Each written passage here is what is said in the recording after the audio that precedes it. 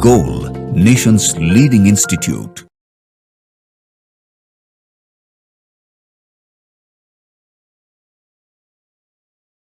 Hello students, welcome to all in the solution of Spot Test 5 held on 18th of Feb 2026.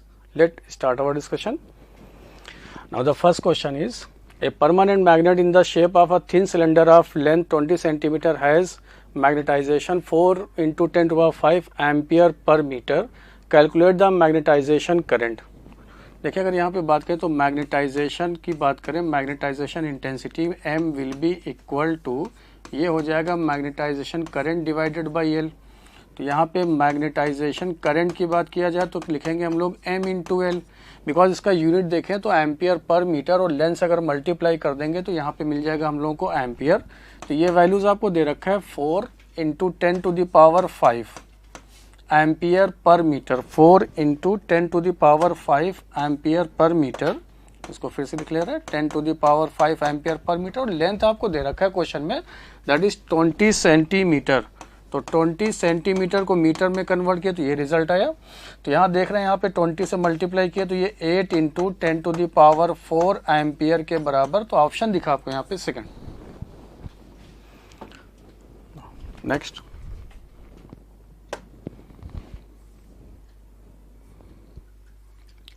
second question. A point charge minus q is placed at a distance d from an isolated conducting plane. The field at a point p on the other side of the plane क्या होगा? ये चार option दे रखा। तो मान लेते हैं यहाँ पे कोई एक प्लेन है, इस प्लेन के बोल रहा है कि लेफ्ट साइड में, इस प्लेन के लेफ्ट साइड में नहीं, ए पॉइंट चार्ज प्लेट और distance d from an isolated conducting plate. मान लेते हैं यहाँ पे माइनस q चार्ज प्लेस्ड है at a distance d from a plane conducting plane. तो मान लीजिए अगर इसके पास चार्ज क्यू, तो जानते हैं कि यहाँ पे इंडक्शन प्रोसेस की वजह से यहाँ पे जस्ट अपोजिट चार्ज पोलर यहाँ पे पोलराइज हो जाएगा, just opposite charge due to induction. और ठीक इसके यहाँ पे नेट चूंकि नेट चार्ज होता है 0 किसी भी कंडक्टिंग प्लेन के लिए, अगर यहाँ पे नेगेटिव चार्ज की वजह से इंड्यूस चार्ज पॉजिटिव आए तो इसके सेकंड लेयर में चार्ज कैसा मिलेगा आपको? नेगेटिव। और बोल रहा है कि इसी साइड में कोई पॉइंट P है, उस P पॉइंट पे इलेक्ट्रिक फील्ड का डायरेक्शन क्या होगा? देखिए अगर यहाँ पे चार्ज निगेटिव है तो जानते हैं इलेक्ट्रिक फील्ड लाइंस क्या होंगे? Radially inward. लेकिन अगर रेडियली इनवर्ड की बात करें तो इस प्लेन के लिए ये लाइंस कैसी आती हुई दिख रही है? परपेंडिकुलर। और किधर है? Towards the plane. तो ऑप्शन दिखा आपको directed perpendicular to the plane but towards the plane की तरफ, बिकॉज चार्ज का यहाँ पे जो इंड्यूस चार्ज आया वो निगेटिव है। तो ऑप्शन दिखा यहाँ पे आपको 3। Next,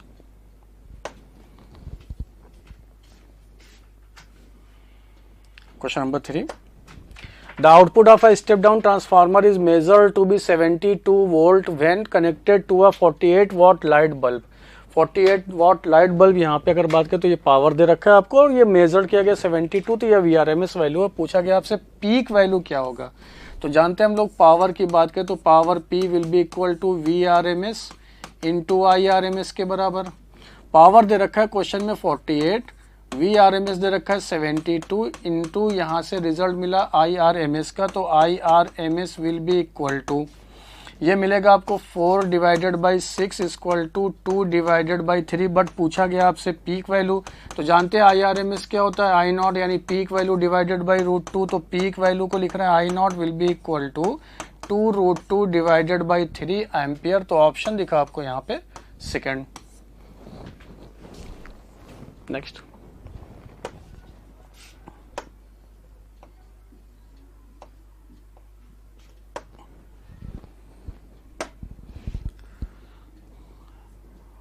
next question number 4.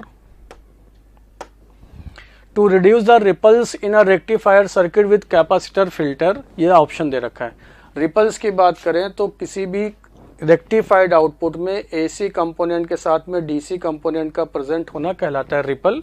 और रेक्टिफायर सर्किट से कैसे हम लोग AC वाले कंपोनेंट को रिमूव करें, वो इसको मिनिमाइज करें ताकि लगभग हम लोग को DC मिल जाए। तो ज़रा उसके बारे में देखो, सर्किट की बात करते हैं। तो पहले आपके पास ये एक इनपुट है, AC का इनपुट लिए हम लोग, ये स्टेप सेंटर टैप ट्रांसफार्मर की बात की, ये जो स्ट्रक्चर है ये कहलाएगा ट्रांसफार्मर। दो डायोड यूज कर रहे हैं, यानी क्या कर रहे हैं हम लोग यहाँ पे फुल वेव रेक्टिफायर की बात कर रहे हैं। इन दोनों डायोड के एन वाले पॉइंट को कनेक्ट किए और यहाँ से एक टैब करके एक रजिस्टर यानी लोड को कनेक्ट किए इन दोनों के कॉमन पॉइंट से। मान लीजिए इसका रेजिस्टेंस जो है वो RL दे रखा है, यहाँ पे कोई कनेक्शन पॉइंट P लिए, यहाँ पे Q लिए, एक कनेक्शन यहाँ से और एक कनेक्शन को यहाँ से बाहर लिए। इन दोनों आउटपुट के बीच में एक यहाँ पे कैपेसिटर और ठीक इसी के पैरेलल में एक रजिस्टर ऐड कर दिए। इसी रजिस्टर के अक्रॉस में आउटपुट वोल्टेज पता करेंगे कि वैल्यू क्या होगा, जिसको देखते हैं लगभग ये DC मिलता है आपको। अभी भी इसमें AC का कंपोनेंट यहाँ पे प्रेजेंट होता है, उसी को रिपल बोल रहे हैं। तो बात आई यहाँ पे जो कैपेसिटर को कंसीडर किया और रजिस्टर को कंसीडर किए पैरेलल में, तो ये फॉर्म करता है एक फिल्टर सर्किट जिसको बोलते हैं हम लोग लो पास फिल्टर सर्किट। ये फिल्टर क्यों? क्योंकि जान रहे रेक्टिफाइड आउटपुट में जो आउटपुट आता है आपके पास उसमें AC के साथ में DC कंपोनेंट भी मौजूद होता है। इस वाले जंक्शन पॉइंट पे यहाँ से पास कर गया DC और यहाँ से पास कर गया आपके पास AC। ऐसा क्यों हुआ? बिकॉज जानते हैं कि कैपेसिटेंस का जो रिएक्टेंस होता है कैपेसिटर के लिए XC will be equal to 1/2 pi FC और फॉर DC सोर्स के लिए फॉर DC के लिए फ्रीक्वेंसी क्या हो गया 0। अगर फ्रीक्वेंसी 0 हुआ तो XC क्या आ गया आपके पास इनफाइनाइट, और अगर XC इनफाइनाइट आ गया तो capacitor behave as a open circuit.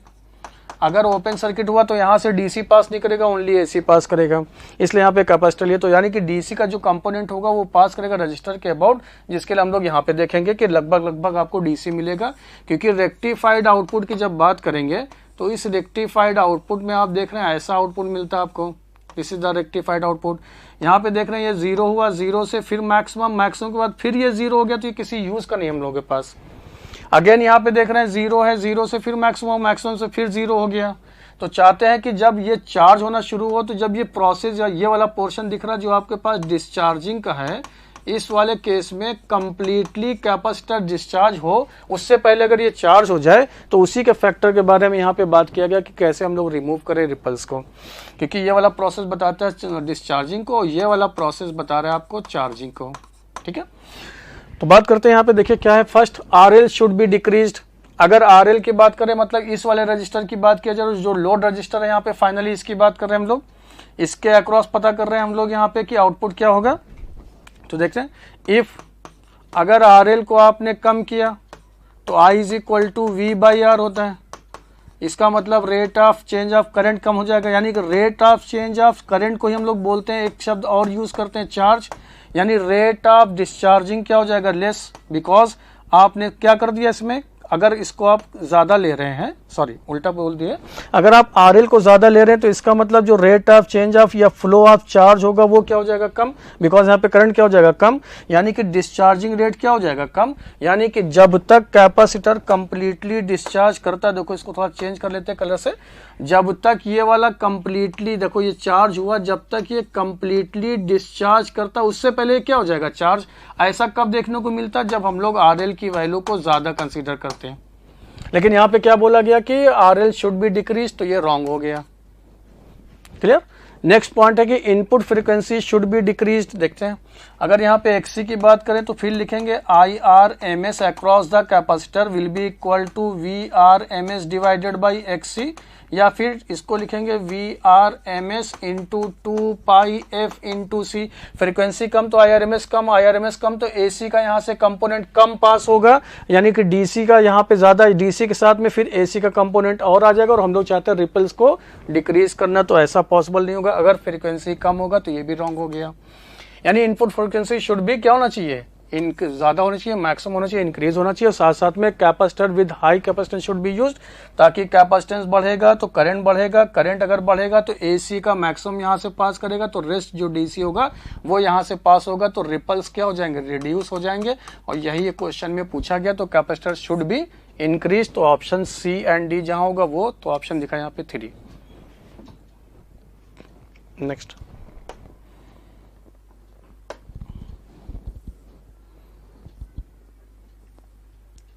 Question number 5।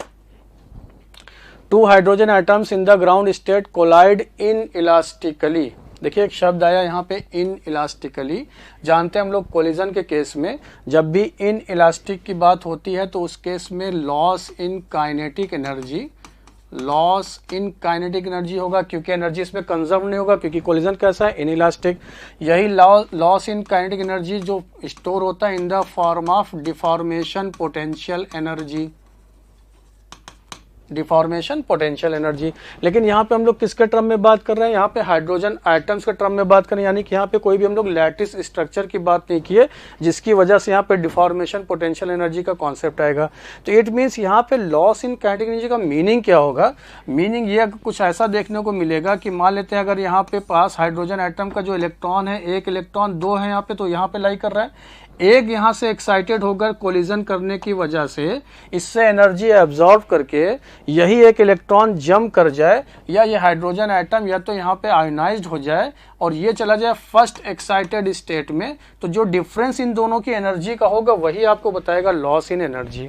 वही क्वेश्चन में पूछा गया, the maximum amount by which their combined kinetic energy is reduced पूछा गया। तो देखिए फर्स्ट केस में आपके पास चूंकि दो हाइड्रोजन आइटम हैं, तो इनिशियल एनर्जी लिख रहे हैं before collision, initial energy but before collision will be equal to total energy जो इसके पास होगा, तो E1 will be equal to minus का 13.6 डिवाइडेड बाई n स्क्वायर, और ऐसे आपके पास 2 है, लेकिन ग्राउंड स्टेट में तो ये वैल्यू कितना आ जाएगा 27.2 के बराबर इलेक्ट्रॉन वोल्ट फर्स्ट केस में, बिकॉज N1 का वैल्यू यहाँ पे 1 हो गया।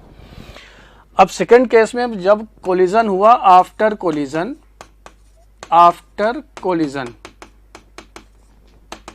1 electron get excited after taking energy,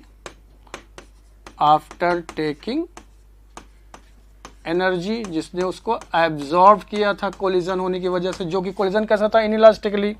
तो इसमें से एक इलेक्ट्रॉन चला गया फर्स्ट एक्साइटेड स्टेट में और एक आपके पास रह गया ग्राउंड स्टेट में, तब उसके पास टोटल एनर्जी क्या हो जाएगा उस केस में, that is E2 will be equal to, एक तो रह गया ग्राउंड स्टेट में, दूसरा आपके पास चला गया फर्स्ट एक्साइटेड स्टेट, मतलब n बराबर 2 पे।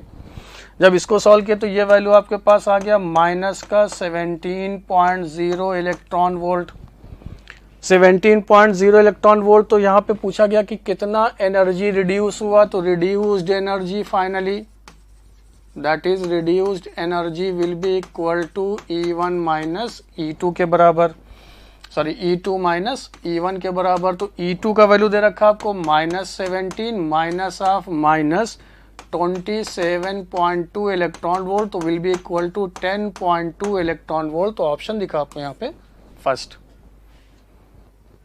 Next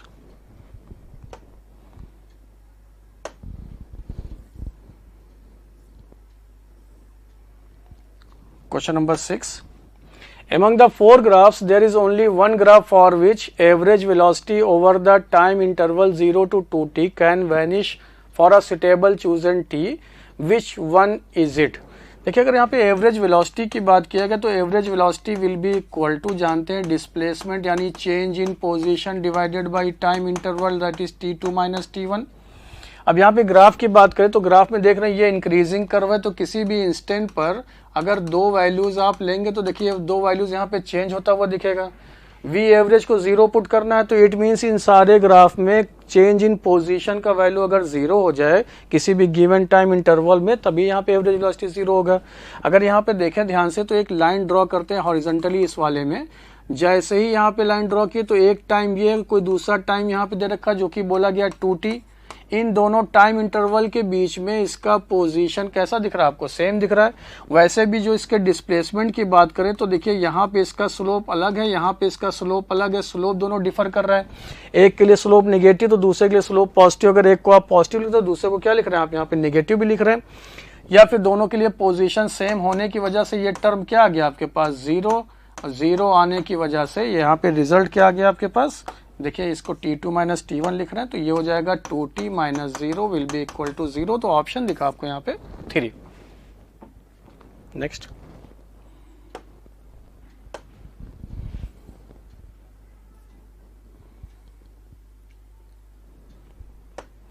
question number 7, consider an ideal gas with following distribution of speeds, speed दे रखा है आपको, कैलकुलेट द VRMS, ये VRMS पूछ रहा है कि वैल्यूज क्या होगा अगर m आपको दे रखा है यहाँ पे 3 × 10⁻26।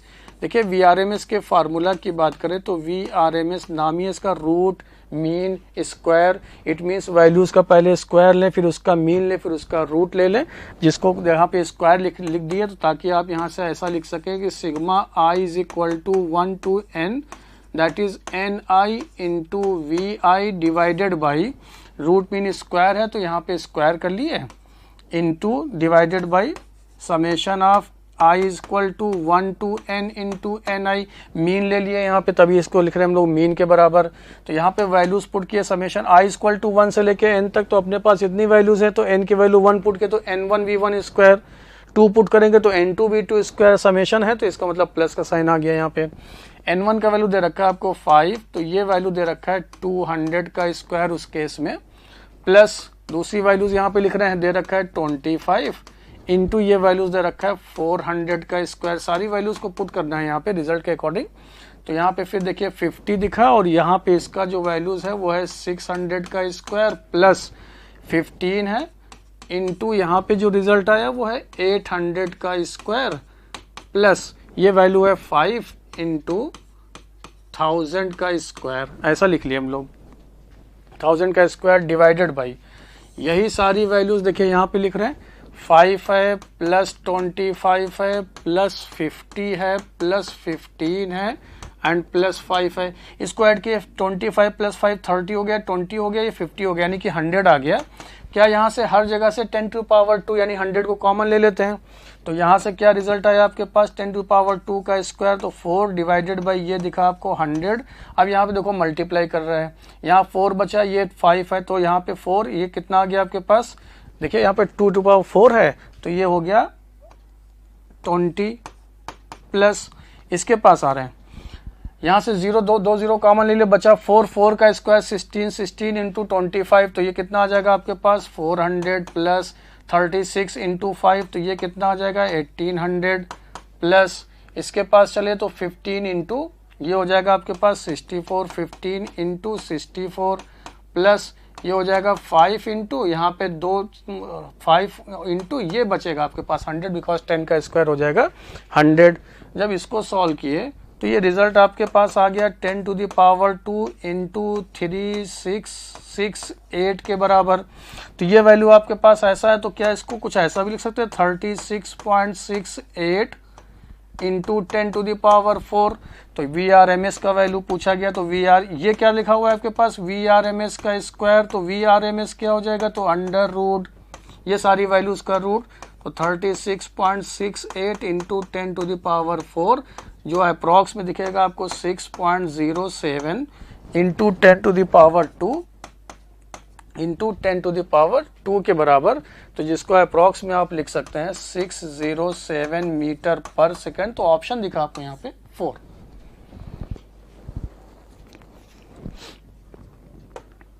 नेक्स्ट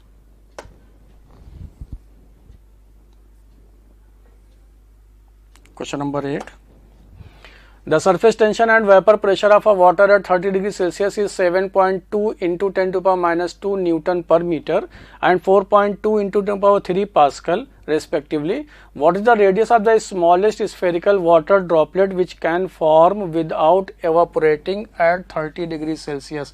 एवोपोरेशन तभी पॉसिबल होगा जब प्रेशर जो हो वो एक्सेस प्रेशर के बराबर हो जाए, यानी कि एवोपोरेटिंग प्रेशर जो हो वो एक्सेस प्रेशर के अगर बराबर हो जाएगा तब ये केस देखने को मिलेगा। It means P will be equal to 2T divided by R, ये जानते हैं एक्सेस प्रेशर होता है, where T is the surface tension, R is the radius. तो रेडियस ही आपसे पूछा गया, तो radius will be equal to 2T divided by P, तो 2 लिखे, T का वैल्यू सरफेस टेंशन है that is 7.2 into 10 to the power minus 2 और प्रेशर आपको दे रखा है यहाँ पे 4.2 इंटू 10⁻³ पास्कल के बराबर। यहाँ से इसको और सॉल्व किए तो ये आ गया आपके पास 72 डिवाइडेड बाई 21, यहाँ पॉइंट इससे कट हो गया, इंटू 10⁻, ये हो गया आपके पास -5 के बराबर। अगर ध्यान से देखो तो ये अप्रॉक्सीमेट अगर 20 मान रहे हैं, इसको 70 मान रहे हैं, तो 2 3 60, तो अप्रॉक्स में यहाँ पे जो 3 पॉइंट वाला दिखेगा तो वो आंसर, तो आंसर आपके पास आ गया 3.43 इंटू 10⁻⁻5 मीटर के बराबर। तो ऑप्शन दिखा आपको यहाँ पे फर्स्ट।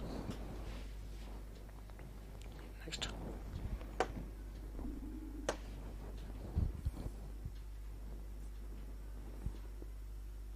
Question number 9।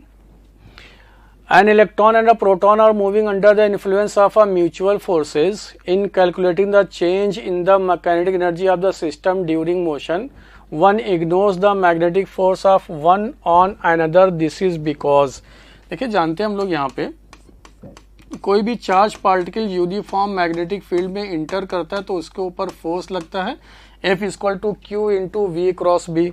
और जानते हैं यहाँ पे कि वेक्टर की प्रॉपर्टी से कि यही फोर्स जो होगा वो परपेंडिकुलर होगा वेलोसिटी के एंड परपेंडिकुलर होगा मैग्नेटिक फील्ड के। जैसे ही फोर्स परपेंडिकुलर हुआ तो पावर लिख सकते हैं फोर्स डॉट वेलोसिटी = 0, बिकॉज दो वेक्टर अगर परपेंडिकुलर तो उसका डॉट प्रोडक्ट 0। और इसी पावर को लिख सकते हैं हम लोग work done divided by time. तो इट मीन्स यहाँ से वर्क डन भी क्या आ गया आपके पास 0। वर्क डन होता क्या, change in kinetic energy will be equal to K2 - K1, यानी कि काइनेटिक एनर्जी दोनों का क्या हो जाएगा, same. It means work done by magnetic force always 0 होता है। It can not be speed up और speed down the charge particle, it can change only the direction of the particle. तो option यहाँ पे दिखा आपको, magnetic forces do not work on each particle. तो option दिखा आपको यहाँ पे 3। Next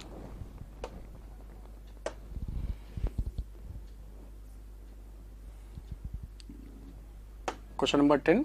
streamline flow is more likely for liquids with, ये देखो ऑप्शन दे रखा है। जानते हैं हम लोग यहाँ पे जब भी लिक्विड या फ्लो की बात करते हैं तो एक रेनॉल्ड्स नंबर का फैक्टर आता है और उस रेनॉल्ड्स नंबर को रिप्रेजेंट करते हैं हम लोग rho into v into D divided by eta, where eta is the coefficient of viscosity, rho density, D diameter, v is the speed. और जानते हैं कि अगर इसी रेनॉल्ड्स नंबर का वैल्यू लेस देन 2000 के बराबर हो तो वो फ्लो कैसा होता है, स्ट्रीमलाइन फ्लो कहलाता है। स्ट्रीमलाइन फ्लो के लिए अब बोला गया यहाँ पे देखिए डेंसिटी हाई या हाई विस्कोसिटी या लो डेंसिटी या लो विस्कोसिटी। अगर देखते हैं यहाँ पे हम लोग अगर डेंसिटी को यहाँ पे रो जो है डेंसिटी इसको लो रखा जाए। डेंसिटी एक्चुअल में होता क्या है, बात करें तो ये मास बाई वॉल्यूम। अगर डेंसिटी लो तो it means mass by volume का रेशियो कम। इट मीन्स ये यहाँ पे इनर्शिया जो होगा वो कम एक्सर्ट करेगा लिक्विड फ्लो होने के लिए। अगर इनर्शिया कम एक्सर्ट किया तो मतलब ये इजीली फ्लो कर सकता है अपने पाथ पे, इजीली फ्लो को मेंटेन कर सकता है अगर डेंसिटी उसका कम रखा जाए तो। वहीं पे अगर हम लोग विस्कोसिटी की बात करें तो viscosity just equivalent to friction force होता है, यानी internal friction force in a flowing fluid के लिए। फॉर एग्जांपल जैसे हनी, जो जानते हैं हम लोग यहाँ पे कि लिक्विड मतलब लेयर्स बाय लेयर्स में मूव करे, तो अगर विस्कोसिटी को हाई रखा जाएगा तो ये वैल्यू क्या आएगा, कम आएगा। विस्कोसिटी अगर हाई है तो वो क्या करेगा, एक लाइन में उसको फ्लो करने में हेल्प करेगा ताकि ये टर्बुलेंट ना बनने पाए। अगर विस्कोसिटी हाई तो ये प्रोटेक्ट करेगा टर्बुलेंट होने से, यानी रैंडम मोशन होने से, प्रोटेक्ट टू बी टर्बुलेंट। तो इट मीन्स विस्कोसिटी हाई होना चाहिए और डेंसिटी लो होना चाहिए। तो बी और सी होगा, वही ऑप्शन कहलाएगा। तो ऑप्शन दिखा आपको यहाँ पे 4। नेक्स्ट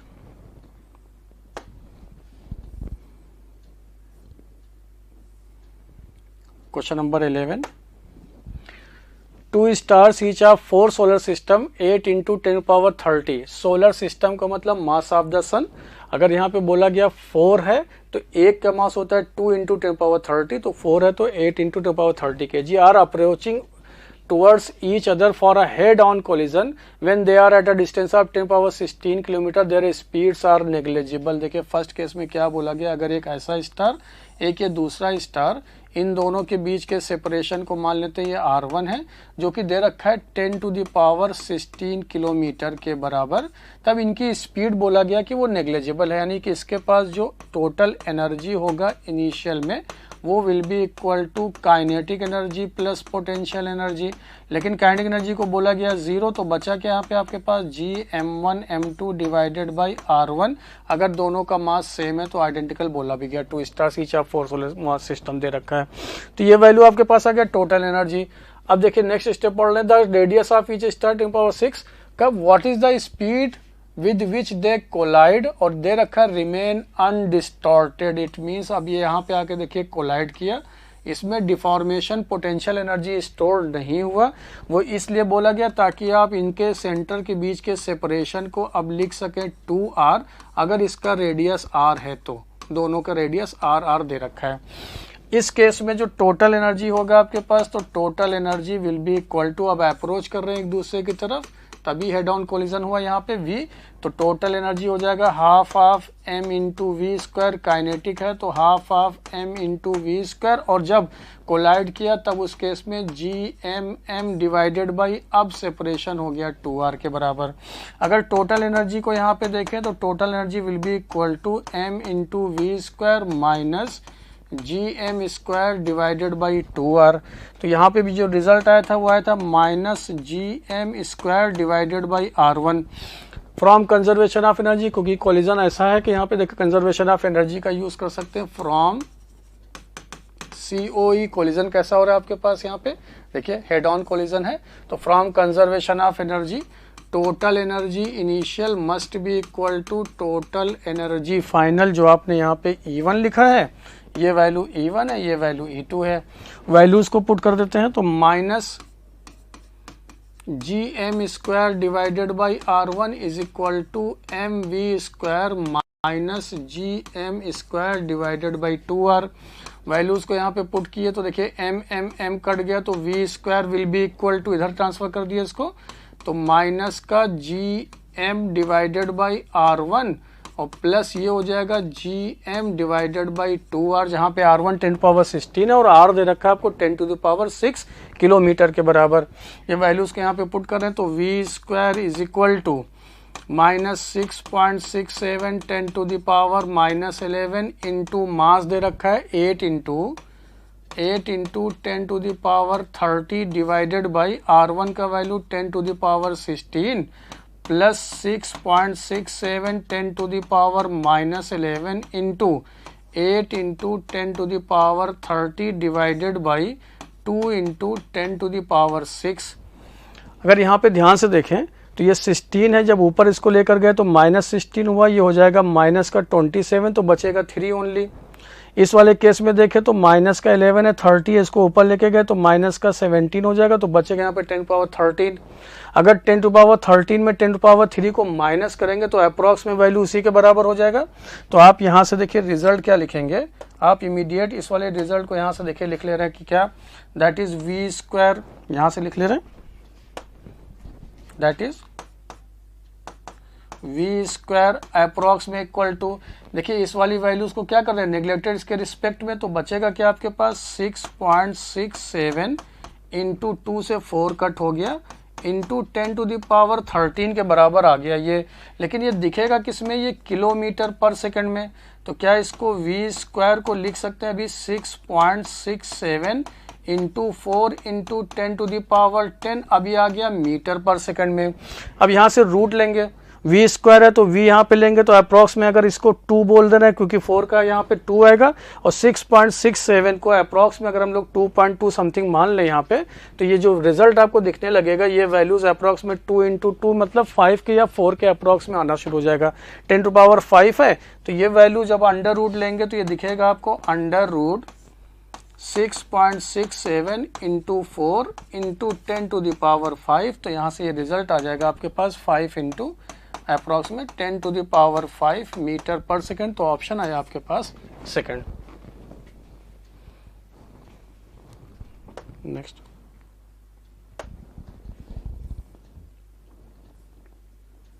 12.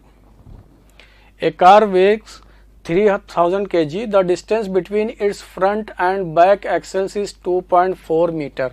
तो मान लेते हैं आपके पास कोई एक ये कार है, ऐसा कुछ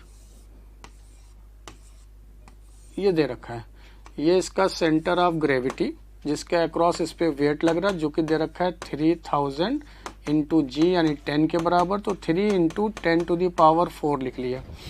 यहाँ पे और क्या बोला गया कि gravity 1.5 metre behind the front axle, तो ये वैल्यू आपको दे रखा है 1.5 मीटर फ्रंट वाले से, that is centre of gravity. The force exerted by the level ground on the each front wheel and each back wheel. तो मान लेते हैं यहाँ पे ग्राउंड जो है इसके ऊपर जो रिएक्शन फोर्स एक्सर्ट कर रहा है, ये बैक वाला है तो आरबी लिख ले रहे हैं, ये फ्रंट वाला है तो इसको आरएफ लिख ले रहे हैं, और ये वैल्यू आपको 1.5 दे रखा है, और दोनों के बीच का जो सेपरेशन है ये आपको दे रखा है 2.4 मीटर. पहले ये ड्रॉ कर लिया. तो देखिए अगर यहाँ पे जो व्हील्स हैं वो रोटेट भी कर रहा है और साथ साथ में जो कार है ये आगे तरफ ट्रांसलेट भी कर रहा है, तो अंडर द इक्विलिब्रियम कंडीशन, तो पहले आप यहाँ पे लिखेंगे from translational equilibrium. Translational equilibrium, translational equilibrium के लिए जो नेट फोर्स है, तो यहाँ पे आपके पास 2 फ्रंट होंगे तो 2 बैक होंगे, तो 2 times of force exerted buy back plus 2 times of force exerted by यहाँ पे फ्रंट वाला जो एक्सेल्स है उसके, इन दोनों के लिए जो एक्सर्टेड वाला फोर्स है उन दोनों का sum must be equal to W के बराबर, और W कितना दे रखा है आपको 3 इंटू 10 टू द पावर 4. तो यहाँ से देखिए रिजल्ट मिला आपको RB प्लस RF, ये यहाँ से कट हो गया तो अप्रॉक्स नहीं, रिजल्ट आ गया आपके पास 1500 के बराबर है ना, तो ये से कट हो जाएगा तो 1500 बचा आपके पास. ये इक्वेशन नंबर 1 लिख लिए. दूसरा आप यहाँ पे लिखेंगे फॉर रोटेशनल इक्विलिब्रियम, चूंकि व्हील्स यहाँ रोटेट कर रहे हैं तो उसके इक्विलिब्रियम की बात करिए. फॉर रोटेशनल इक्विलिब्रियम तो torque about centre of gravity को ले लेते हैं यहाँ पे 0, बिकॉज रोटेशनल इक्विलिब्रियम के लिए नेट टॉर्क होना चाहिए 0. तो यहाँ पे फर्स्ट वाला देख रहे हैं तो इसका जो डिस्टेंस है सेंटर ऑफ ग्रेविटी से वो दे रखा है 1.5 के बराबर, जबकि बैक वाले के रिएक्शन फोर्स के लिए जो सेंटर ऑफ ग्रेविटी से डिस्टेंस हो जाएगा वो दैट इज 2.4 माइनस 1.5 के बराबर. तो यहाँ से ये वैल्यू कितना बचा आपके पास 0.9, तो ये RF into 1.5 is equal to RB, ये हो गया आपके पास कितना इंटू 0.9 के बराबर. इसको और सॉल्व किए तो RF will be equal to, ये हो गया 3/5 इंटू RB के बराबर. पुट कर दिए इसको 1 में, पुट इन 1, जैसे 1 में पुट किए तो RB प्लस RF का value that is 3/5 of RB is equal to 1500. ये वैल्यूज यहाँ पे पुट कर दिए. इसको और सॉल्व किए तो ये आ गया 8/5 into RB is equal to 1500. तो RB बराबर यहाँ से रिजल्ट आ गया 1500 इंटू 5 डिवाइडेड बाई 8. अगर ध्यान से देखें तो क्या इसको लिख सकते हैं आप, यहाँ पे ये हो जाएगा 7500 डिवाइडेड बाई 8, तो ये हो जाएगा 9 है ना, 8 9 से कट होगा ये, तो आ जाएगा 9375 न्यूटन के बराबर. ये वैल्यूज आपको दिखेगा. इसी वैल्यूज को जब यहाँ पे पुट कर देंगे तो RF will be equal to 3/5 into 9375 के बराबर, तो ये रिजल्ट आ जाएगा 5625 न्यूटन के बराबर. तो ऑप्शन दिखा आपको यहाँ पे first.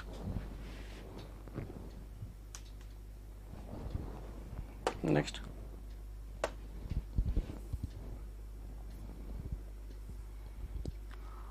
Question number 13. An infinitely long positively charged straight thread has a linear charge density lambda coulomb per meter. An electron revolves around a circular path having axis along the length of the wire. The graph that correctly represents the variation of the kinetic energy of electron as a function of radius of circular path from the wire क्या होगा. देखिए कुछ ऐसा बोला गया कि अगर आपके पास एक लॉन्ग यहाँ पे स्ट्रेट वायर है और चार्ज है, इसका charge density lambda very infinite long है, तो इलेक्ट्रॉन इसके चारों तरफ सर्कुलर पाथ में रिवॉल्व करना शुरू किया जिसका रेडियस यहाँ पे मान लेते हैं r के बराबर. ये इलेक्ट्रॉन है, ये वेलोसिटी v से चलना शुरू किया. तो ये तभी पॉसिबल होगा जब ये कर्व्ड पाथ में चलना शुरू किया, सर्कुलर पाथ में चलना शुरू किया, तो इसको चाहिए सेंट्रीपिटल फोर्स। तो सेंट्रीपिटल फोर्स प्रोवाइड कौन कराएगा, तो इलेक्ट्रोस्टैटिक फोर्स, और इलेक्ट्रोस्टैटिक फोर्स किसके बराबर होगा, Q इंटू ई। तो यहाँ लिखे हम लोग mv² divided by are centripetal. यहाँ पे इलेक्ट्रॉनिक चार्ज है और इलेक्ट्रिक फील्ड जानते हैं किसी भी लाइन चार्ज की वजह से पर्टिकुलर डिस्टेंस r के लिए लिख रहे हैं इन टर्म्स ऑफ लैम्डा, तो लैम्डा अपॉन 2 पाई एप्सिलॉन नॉट इंटू r के बराबर।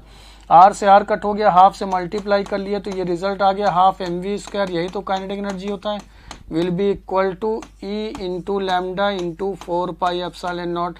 तो ये तो कोई इंडिपेंडेंट आ गया r की पावर 0 से, यानी काइनेटिक एनर्जी क्या हो जाएगा, कांस्टेंट। तो ऑप्शन दिखा आपको यहाँ पे 4। Next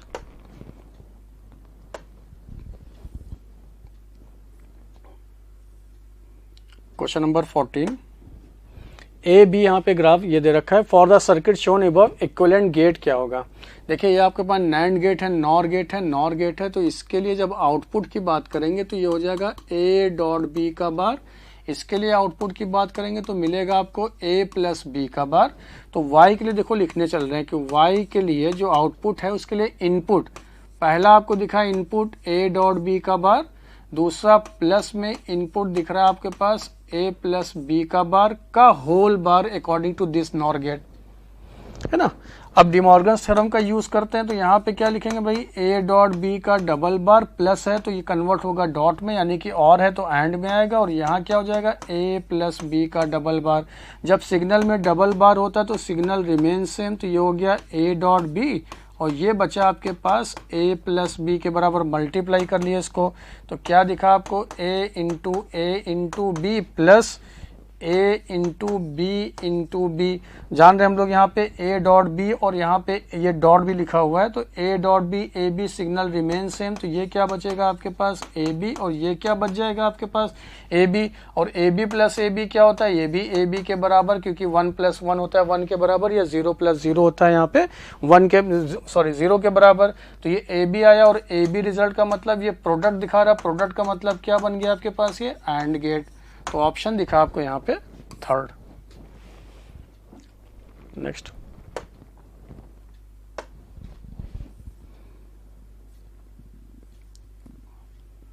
question number 15, the variation of displacement with time of a particular executing free simple harmonic motion is shown in the figure.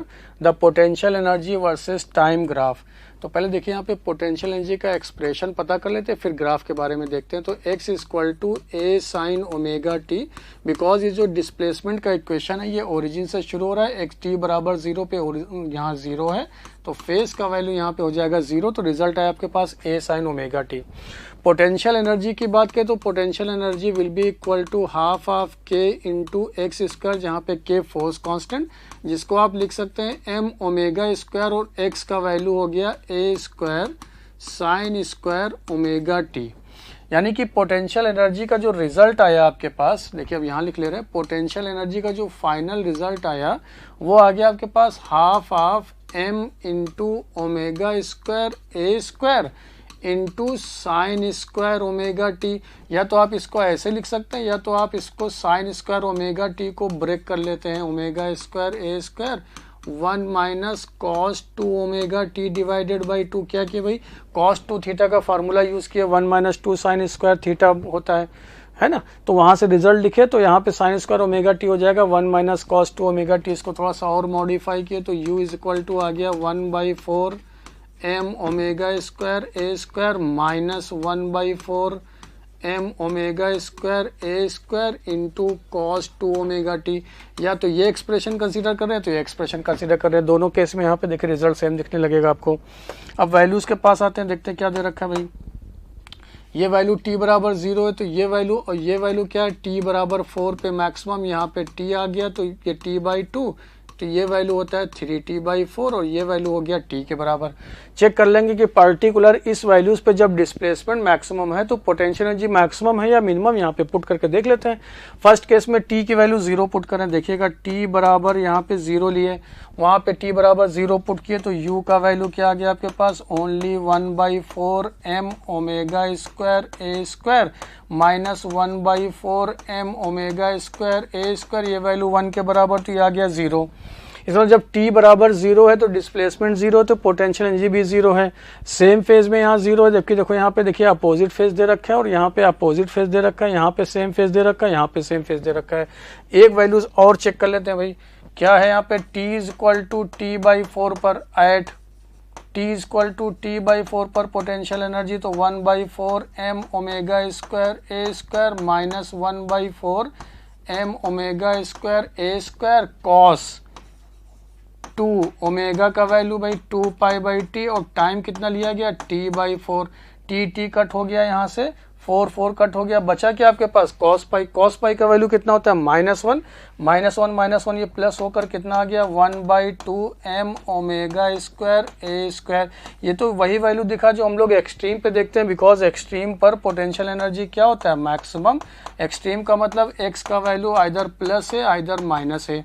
It means यहाँ पे t इक्वल टू t/4 पर जब x मैक्सिमम है तो पोटेंशियल भी maximum है। यहाँ देख रहे हैं यहाँ पे निगेटिव हो गया तो ये ग्राफ अब नहीं हो सकता। इस केस में देख रहे हैं यहाँ भी निगेटिव हो गया तो ये ग्राफ नहीं हो सकता। आइदर ग्राफ ये होगा आइदर ग्राफ अभी आपको ये दिखेगा। तो एक वैल्यू और चेक करना पड़ेगा कि इसको पता करने के लिए कि ये ग्राफ सही होगा या ये ग्राफ सही होगा। तो नेक्स्ट वैल्यू जरा यहाँ पे t/2 ले लेते हैं। t/2 लेंगे तो at t is equal to t/2 पे तो u is equal to 1/4 m omega square a square minus 1/4 m omega square a square cos लिखे 2 इंटू 2π/t ओमेगा की जगह पे और t की जगह पे ले रहे हैं वैल्यू इस बार t/2। t से t कट गया, 2 से 2 कट गया, cos 2π आया। cos 2π क्या होता है +1 होता है, +1 है तो देखिए यहाँ से फिर कट गया तो ये वैल्यू क्या आ गया आपके पास, ये 0 आ गया। इट मीन्स t बराबर t/2 पर पोटेंशियल एनर्जी भी 0 होगा, तो यहाँ भी 0 हो रहा है, यहाँ भी 0 हो रहा है। तो एक वैल्यू अभी आपको और चेक करना होगा 3t/4 पे। देखिए यहीं पे रिजल्ट लिख ले रहे हैं cos of 2 into 2π/t into 3t/4 value put कर ले रहे हैं 3t/4। t से t कट हो गया, 4 से 4 कट हो गया तो ये आ गया आपके पास cos 3π और cos 3π का वैल्यू क्या होता है -1, जो कि ऑड मल्टीपल है पाई का, तो -1 आ गया। -1 की वजह से ये वैल्यूज जो क्वांटिटी लिख रहे थे इस बार ऐड हो जाएगा, तो वही रिजल्ट आया जो आपके पास t इक्वल टू t/4 पर आया था। यानी potential energy t equal to t/4 पर पॉजिटिव होगा और कितना वैल्यू होगा, जो वैल्यू यहाँ पे लिखा हुआ है यानी एक्सट्रीम वैल्यूज वाला। और यहाँ पे क्या हो रहा है 3t/4 पर ये निगेटिव हो रहा, तो इसलिए ये ग्राफ भी पॉसिबल नहीं, तो ग्राफ दिखा आपको ओनली 3, तो ऑप्शन है यहाँ पे 3। Next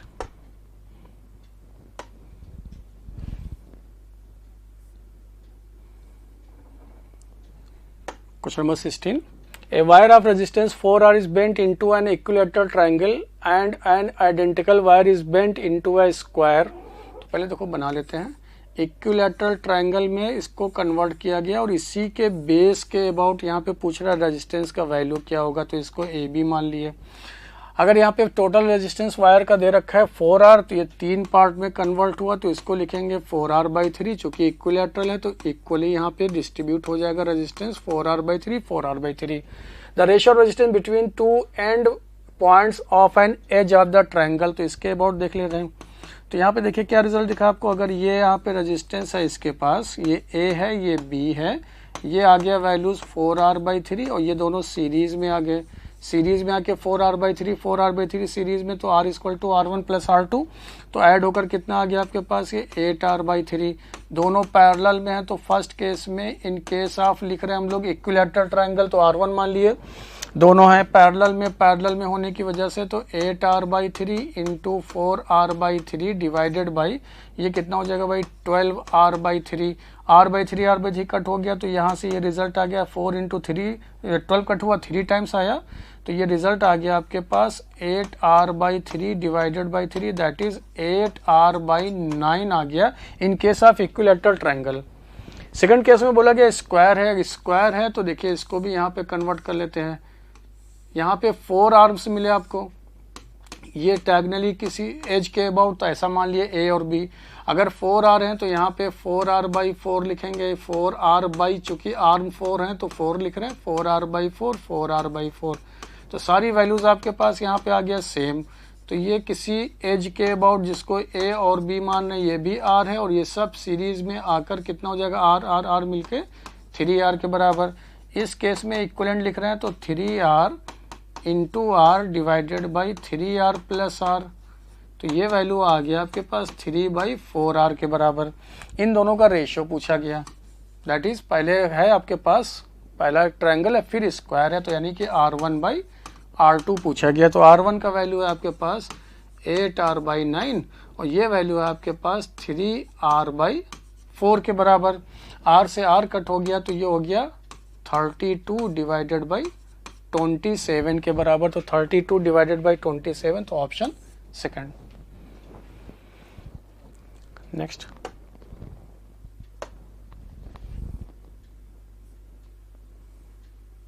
question number 17, assertion and reason based. In a central force field, the work done is independent of the path chosen. देखिए सेंट्रल फोर्स का मतलब उसका नेचर कैसा होता है, कंजर्वेटिव, और work done by conservative force for a close loop लिखते भी हम लोग FC.dl will be equal to 0 for a close loop. अगर यहाँ पे फोर्स का नेचर कंजर्वेटिव है तो ये बात सही है कि वो पाथ से इंडिपेंडेंट होता है, तो असर्शन तो यहाँ पे करेक्ट है। रीजन की बात किया कि every force encountered in mechanics does not have an associated potential energy, ये भी बात सही है, बिकॉज पोटेंशियल एनर्जी एसोसिएटेड होता है ओनली फॉर कंजर्वेटिव फोर्स। अगर यहाँ पे नॉन कंजर्वेटिव फोर्स होगा तो उससे ये यहाँ पे एसोसिएटेड नहीं होता, तो रीजन भी यहाँ पे करेक्ट है। लेकिन इस बात का ये करेक्ट एक्सप्लेनेशन तो नहीं है, तो both assertion reason true but reason is not a correct explanation, तो ऑप्शन दिखा आपको यहाँ पे 4। Next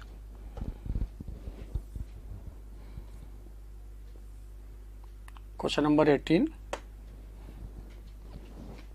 in photoelectric effect the stopping potential V0 versus frequency curve is plotted। बाकी रेस्ट यहाँ पे बात कर रहे हैं।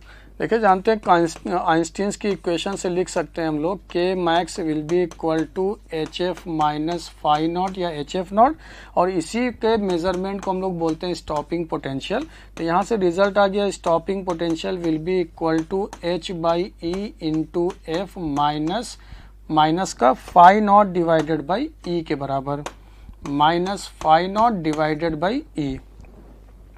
अब देखिए अगर यहाँ पे ध्यान से देखें तो क्या ये y is equal to mx minus C format में लिखा हुआ है, यानी कि एक स्ट्रेट लाइन, एक ऐसा स्ट्रेट लाइन जिसका स्लोप क्या है पॉजिटिव लेकिन इंटरसेप्ट क्या मिला आपको नेगेटिव, तो कुछ ऐसा यहाँ पे लाइन ड्रॉ कर दिए।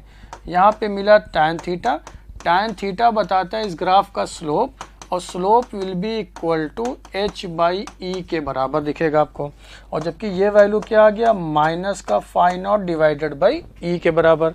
तो फर्स्ट दे रखा है कि A V0 versus frequency linear, ये करेक्ट है। The slope of the curve, ये भी करेक्ट आया आपके पास, सामने है H/E के बराबर। H is constant related to the slope of the, ये भी सही बात है कि स्लोप से ये रिलेटेड है यहाँ पे। The value of electric charge of electron is required to determine H using the V0। देखिए यहाँ पे अगर स्लोप पता होगा तो इलेक्ट्रॉनिक चार्ज पता करने के लिए आपको H चाहिए, तो ये भी करेक्ट है यहाँ पे। The work function can be estimated without knowing the value of H, because work function तो फाई नॉट बाई E होता है यहाँ पे। इसकी वैल्यू को पता करने के लिए H की वैल्यू हम लोग को पता करने की जरूरत नहीं है, तो ये भी क्या हो गया आपको can be estimated without knowing the value of H, ये भी करेक्ट। तो ऑप्शन क्या दिखा आपको ABCDE, तो आया 4। नेक्स्ट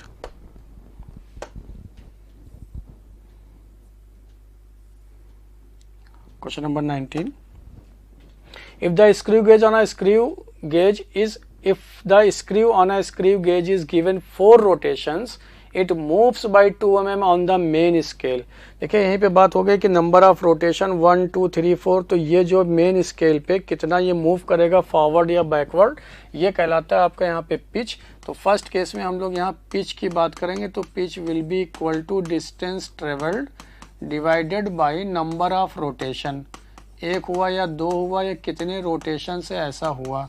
तो डिस्टेंस की बात करें तो दे रखा है क्वेश्चन में 2 mm, और यहाँ पे नंबर ऑफ रोटेशन कितना है आपके पास 4, तो ये वैल्यू आ गया 0.5 mm के बराबर। This is the pitch.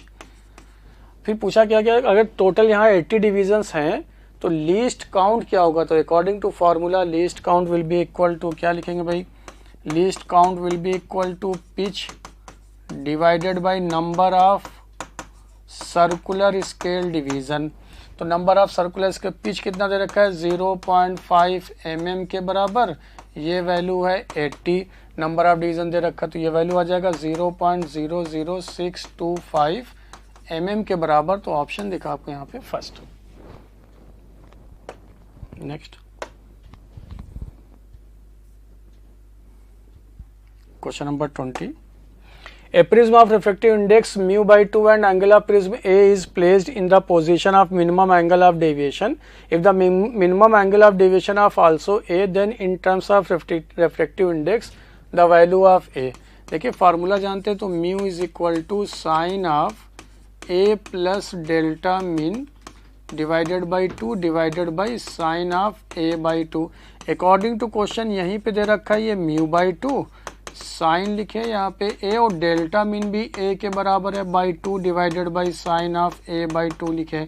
ये वैल्यू हो गया साइन 2a बाई 2, तो साइन है जिसको लिख सकते हैं हम लोग साइन 2 थीटा वाले फार्मूला से, तो 2 sine a by 2 cos a by 2 divided by sine a by 2 sine a by 2 sine a by 2 cut हो गया।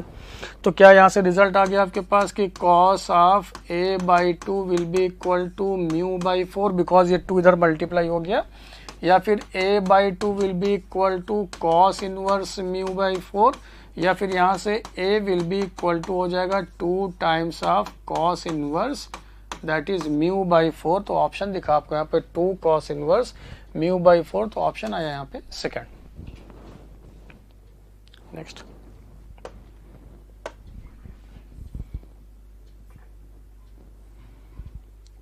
Question number 21। The heat absorbed by a system in going through the given cyclic process। देखिए cyclic process है तो किसी भी cyclic process के लिए pressure volume का यहाँ पे ग्राफ भी दे रखा है, तो डेल्टा यू क्या आ गया 0, तो Q will be equal to first law of thermodynamics work done, तो Q will be equal to work done. और पीवी ग्राफ के लिए वर्क डन का मीनिंग क्या होता है area under PV graph, pressure volume graph. लेकिन यहाँ पे प्रेशर दे रखा है सीसी में, तो यानी 10 टू पावर -6 में दे रखा है, ये सेंटीमीटर क्यूब में, किलो पास्कल है तो ये 10 टू द पावर 3 में दे रखी है इसकी वैल्यूज। तो यहाँ पे देख रहे हैं कि यह पीवी ग्राफ है, तो इसके एरिया को पता करेंगे और एरिया ही बताएगा हीट एब्जॉर्ब, जो कि बताएगा वर्क डन को विल बी इक्वल टू, लिखेंगे इसको पाई R1 इंटू पाई R2 के बराबर। पाई R1 R2 की बात की तो पाई लिखे और R1 को क्या लिख सकते डायमीटर डिवाइडेड बाई 2। अगर हम लोग इसको R1 मान रहे हैं तो डायमीटर कितना दिखा आपको 480 माइनस 80 डिवाइडेड बाई 2 इंटू यहाँ पे वॉल्यूम की वैल्यूज जो पुट किए तो ये कितना आ गया 10 टू द पावर -6 है, इंटू प्रेशर के लिए अब लिख रहे हैं यहाँ पे, तो ये भी वैल्यूज आपको दे रखा है 480 minus 80 divided by 2 into 10 to the power 3 के बराबर। ये कितना दिखा आपको पाई इंटू ये आ गया 200 इंटू ये भी दिखा आपको 200 इंटू 10 टू द पावर -3, तो 200 से एक ये कट हो गया तो कितना बचा आपके पास, दैट इज ये हो जाएगा 400 इंटू पाई के बराबर, नहीं 2 कट हो नहीं 40 इंटू पाई के बराबर आ जाएगा, बिकॉज यहाँ पे 3 0 कट हो जाएंगे ना, that is will be equal to 40 into pi, तो 40 इंटू पाई तो यहाँ पे 40 इंटू 3.14, तो अप्रॉक्स में देखिए 120 आ रहा है, तो उससे ज़्यादा होना चाहिए, तो एक ही ऑप्शन दिख रहा, तो डायरेक्ट आप यहाँ पे टिक कर सकते थे, दैट इज 125.6 जूल के बराबर, तो ऑप्शन आया आपके पास first. Next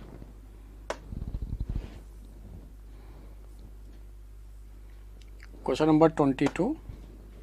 statement base the diamagnetic property depends on temperature. देखिए टेम्परेचर की बात कर दिया, यहाँ पे डायमैग्नेटिक प्रॉपर्टी है ये टेम्परेचर, और यहाँ पे हम लोग काई ससेप्टिबिलिटी की बात करें तो निगेटिव भी होता है और ये इंडिपेंडेंट होता है, बिकॉज फॉर डायमैग्नेटिक के लिए जो काई का वैल्यू होता है वो यहाँ पे नेगेटिव होता है। इसका रीज़न क्या है, बिकॉज ये अपने आप को ऐसे अलाइन करेगा जहाँ पे ये स्ट्रॉन्ग मैग्नेटिक फील्ड से जाता है टुवर्ड्स वीकर मैग्नेटिक फील्ड की तरफ, जिसकी वजह से इसका डायरेक्शन जो होता है वो डायपोल मूवमेंट का always opposite to the magnetising field. तो स्टेटमेंट फर्स्ट यहाँ पे गलत हो गया, स्टेटमेंट सेकंड यहाँ पे करेक्ट है, तो first is incorrect but second is true, तो ऑप्शन आया आपके पास यहाँ पे 2। Next question number 23। A closed organ pipe 200 centimetre long given 5 beats per second with an open organ pipe of length 450 centimeter, both vibrating in fundamental modes, the velocity of sound. देखिए अगर हम लोग यहाँ पे बात करें फॉर क्लोज के लिए तो NV डिवाइडेड बाई 4LC, और यहीं पे अगर ओपन के लिए बात करें तो NV डिवाइडेड बाई 2LO। दोनों के लिए फंडामेंटल बोला गया तो N का वैल्यू 1 हो गया, लेकिन यहीं पे फ्रीक्वेंसी का जो डिफरेंस होता है यही बताता है आपको नंबर ऑफ बीट्स, इसमें मॉड ले लेते हैं, विल बी इक्वल टू, ये वैल्यू आ गया 4V divided by 4LC minus का V डिवाइडेड बाई 2LO, जहाँ पे LC क्लोज को रिप्रेजेंट कर रहा है और LO ओपन को रिप्रेजेंट कर रहे हैं, इसका मॉड वैल्यू, और ये वैल्यू आपको दे रखा है क्वेश्चन में 5। तो ये वैल्यूज को पुट कर देते हैं, तो V कॉमन ले लिए 1 अपान यहाँ पे आ गया 4LC, और ये वैल्यूज आपको दे रखा है क्लोज के लिए 200 सेंटीमीटर माइनस 1 अपान 2, ये दे रखा है आपको 450 सेंटीमीटर था। तो यहाँ पे ये वैल्यूज को क्या किया हम लोग, यहाँ पे इसको कॉमन ले लिए, यानी 10 टू द पावर 2 यहाँ पे कॉमन आ जाएगा, इक्वल टू 5, क्योंकि सेंटीमीटर माइनस 2 होगा तो इसको ऊपर वहाँ पे लिख लिए हम लोग। इसको सॉल्व किए तो ये कितना आ गया आपके पास, V इज इक्वल टू, ये हो गया 4900 माइनस ये हो गया 800 डिवाइडेड बाई ये हो गया 900 into 800 into 10 to the power 2 is equal to 5 के बराबर। देखिए यहाँ से 100 बचा तो यहाँ से एक 100 कट हो गया, 2 0 यहाँ से कट हो गया, है ना। तो ये वैल्यूज कितना आ गया आपके पास, V is equal to 5 into 8 into 9, तो ये हो गया 40 इंटू 9, है ना, कितना 360 मीटर पर सेकेंड। तो ऑप्शन आपके पास आ गया यहाँ पे 4। Next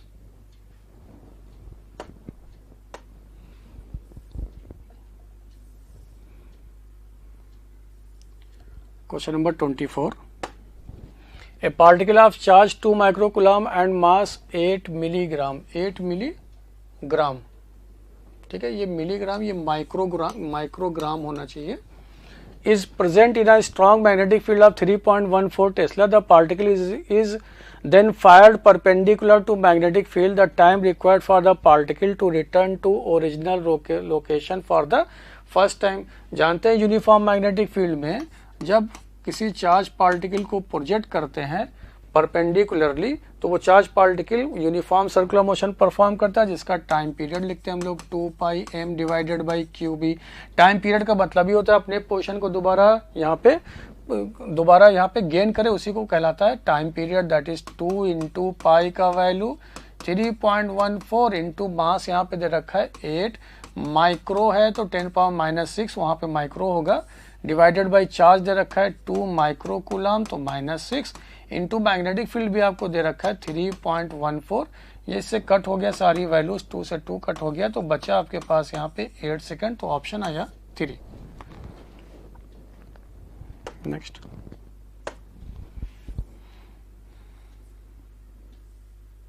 question number 25। A block of mass 12 kg is kept on a rough inclined plane as shown in the figure. A force of 8 Newton is applied on the block.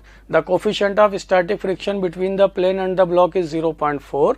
What should be the minimum value of force P such that the block does not move downward? देखिए सबसे पहले यहाँ पे पता करेंगे कि does not move, it means limiting friction must be greater than or equal to applied force। अगर limiting friction ज़्यादा हो जाए अप्लाइड फोर्स से तो ये अब मूव नहीं करेगा यहाँ पे डाउनवर्ड डायरेक्शन में।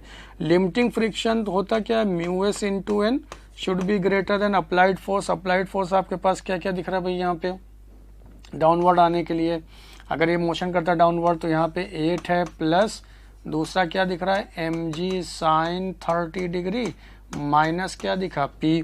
तो म्यू एस का वैल्यू दे रखा है क्वेश्चन में 0.4, ये वैल्यू हो जाएगा mg, मास दे रखा है 120 है ना, इंटू यहाँ पे cos 30, बिकॉज n का वैल्यू जो होगा वो किसके बराबर हो जाएगा, that is mg cos theta के बराबर। cos 30 का वैल्यू होता है √3/2 ग्रेटर देन और इक्वल टू, ये लिखे 8 प्लस ये हो गया 120 और sin 30 का वैल्यू 1/2 माइनस P के बराबर। इस रिजल्ट को ऐसे लिख लिए। इसको और सॉल्व किए तो क्या यहाँ से ये दिखा आपको 48 बिकॉज 2 से ये 4, ये 2 कट हो जाएगा, सॉरी 48 नहीं 24 नहीं, ये इससे कट हो गया तो ये आ जाएगा 24/√3 इज इक्वल टू, ये हो जाएगा 60 और पी हो जाएगा 68 माइनस पी के बराबर। तो पी का वैल्यू कितना आ गया, तो P will be equal to 68 minus 24 into 1.732। क्या किया हम लोग यहाँ पे √3 का वैल्यू पुट कर दिए, √3 का वैल्यू 1.732 के बराबर सॉल्व किए तो ये आ जाएगा आपके पास 26.4 न्यूटन के बराबर। तो ऑप्शन दिखा आपको यहाँ पे 4। Next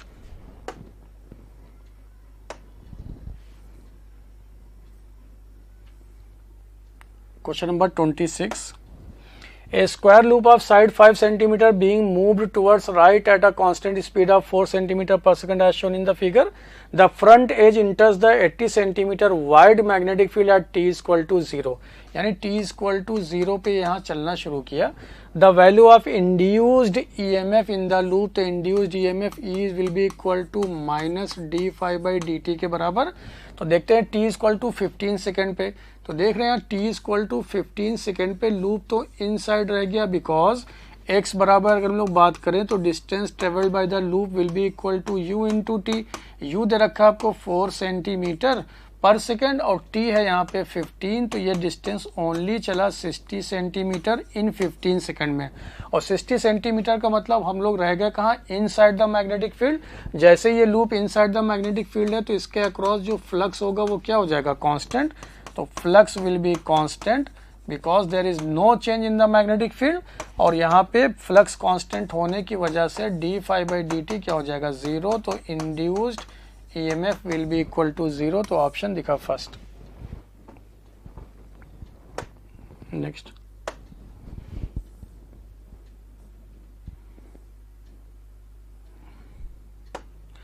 question number 27। The coordinates of a center of mass of a uniform flag shaped lamina thin flat plate of mass 8 kg. The coordinates of the same are shown in figure R। देखिए sir यहाँ पे आपको एक flag shape type का lamina दे रखा है, इसको break कर लेते हैं दो पार्ट में ताकि यहाँ पे आपको सिमेट्री दिखने लगे कुछ ऐसा। तो एक आपको रेक्टेंगल दिख रहा है, एक आपको दिखे यहाँ पे स्क्वायर दिखा।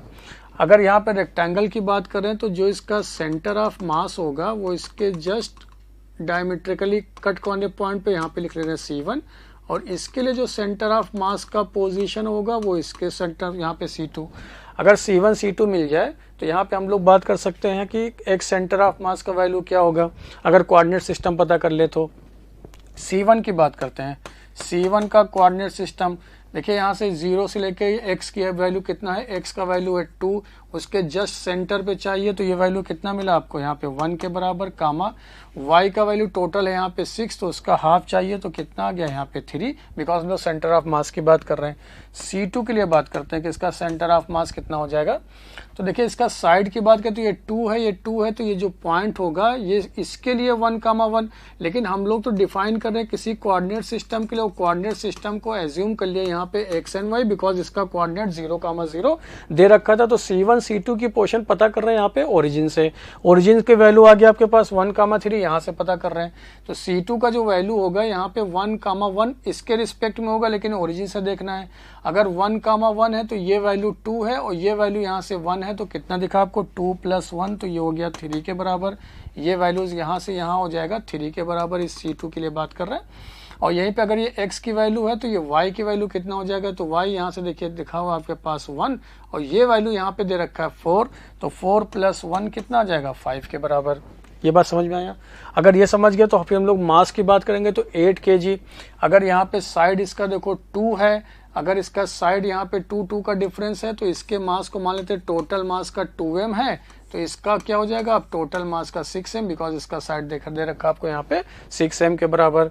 तो ये भी 6m है और यहाँ से अगर इसको कंप्लीट कर दे तो ये भी 6m है, इसलिए ऐसा लिख लिए। x सेंटर ऑफ मास चूंकि यहाँ पे x में भी है y में भी है, तो m1x1 + m2x2 divided by m1 + m2। m1 का वैल्यू यहाँ पे इसको m1 मान लेना तो ये आ गया 6m इंटू x1, इसके लिए C1 का दे रखा है 1 के बराबर, प्लस इसका मास है 2m इंटू x2 यहाँ पे दे रखा है आपके पास 3 के बराबर, डिवाइडेड बाई दोनों का सम, तो ये 8m आ गया, तो m कट होता चला गया, तो ये हो गया 6 + 6, ये आ गया 12 डिवाइडेड बाई 8, जिसको लिख लेंगे हम लोग 3 divided by 2, that is 1.5 metre के बराबर। ये मीटर है, रिमेंबर यहाँ पे ये मास को रिप्रेजेंट कर रहे थे, ये मीटर है, तो 1.5 यहाँ दिख रहा है, 1.5 कहीं नहीं दिख रहा, तो आप डायरेक्ट इसको टिक कर सकते थे कि ये वही आंसर हो जाएगा। दूसरा भी चेक कर लेते हैं, similarly y centre of mass will be equal to that is m1y1 plus m2y2 divided by m1 plus m2 के बराबर। तो यहाँ पे m1 का वैल्यू फर्स्ट केस में 6m लिखे, y1 उसका दे रखा है c1 का 3 है, प्लस सेकंड केस में इसका मास 2m और y2 दे रखा है आपको 5 डिवाइडेड बाई यहाँ पे 8m, तो ये 18 + 10, तो ये आ गया 28 डिवाइडेड बाई 8, तो ये वैल्यू आपके पास आ जाएगा 3.5 मीटर के बराबर। तो ऑप्शन आ गया आपके पास सेकंड। Next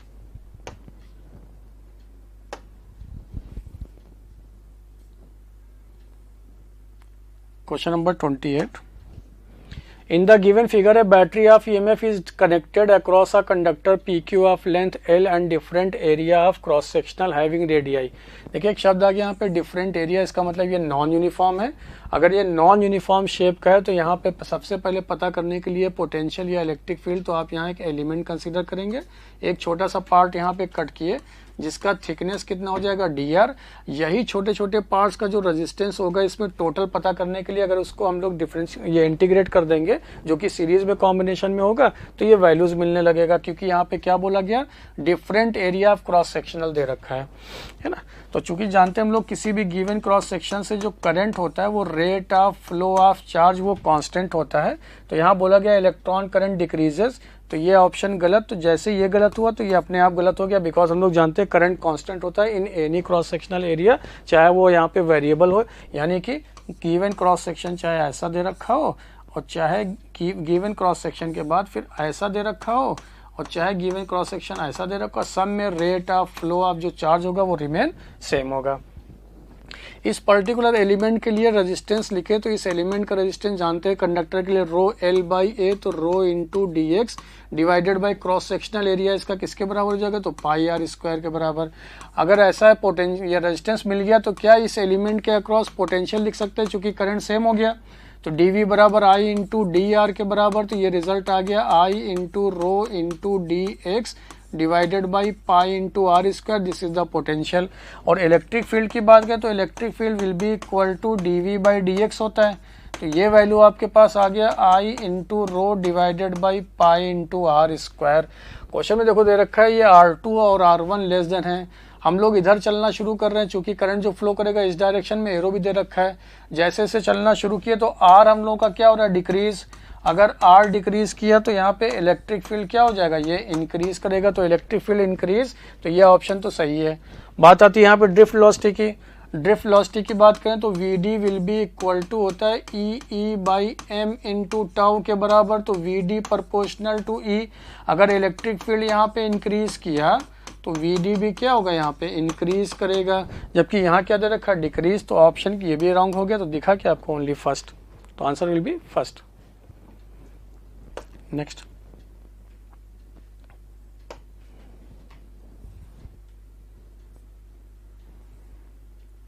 question number 29।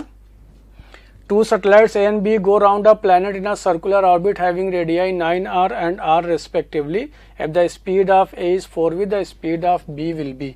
देखिए मान लेते कोई ये प्लैनेट है, इस प्लैनेट के चारों तरफ ये सैटेलाइट रिवॉल्व कर रहा है, तो जिस स्पीड से चलना शुरू करता है ताकि इसके ऑर्बिट में मेंटेन करे अपने आप को, वो कहलाता है ऑर्बिटल वेलोसिटी, जिसको लिखते हैं कि हम लोग gm डिवाइडेड बाई आर के बराबर। gm डिवाइडेड बाई आर, जहाँ पे आर क्या है, इसके सेंटर और इसके मास, ये प्लैनेट का मास है, ये सैटेलाइट का मास है, ये हम लोग लिख रहे हैं सैटेलाइट के लिए, इन दोनों के बीच के सेपरेशन को आर। तो यहाँ पे देखेगा कि वेलोसिटी जो है वो inversely proportional to under root R है, तो लिख सकते हैं V1 by V2 will be equal to under root R2 by R1। First case में स्पीड दे रखा है 4v, सेकंड केस में स्पीड पूछा गया, लेकिन अंडर रूट रेडियस है फर्स्ट केस में 9r, सेकंड केस में है r के बराबर, तो ये हो गया 1/3, तो V2 का वैल्यू मिल गया आपको 12V, तो ऑप्शन आया 3। Next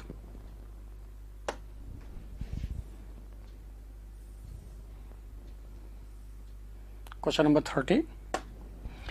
A charge of 6 microcoulomb is moving with a velocity of 5 into 10 power 6 meter per second along the positive y-axis under a magnetic field B of strength 3 K cap Tesla.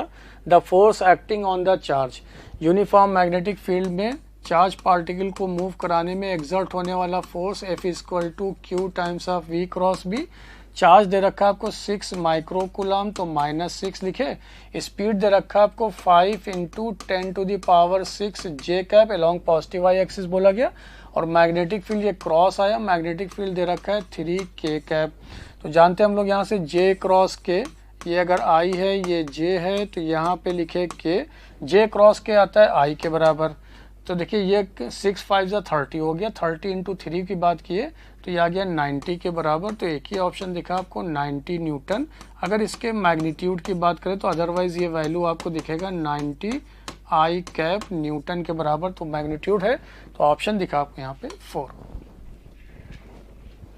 Next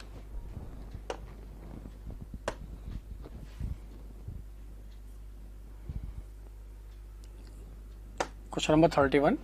The height of a falls is 105 meter, 105 meter. What is the difference in temperature of water at the top and at the bottom of fall?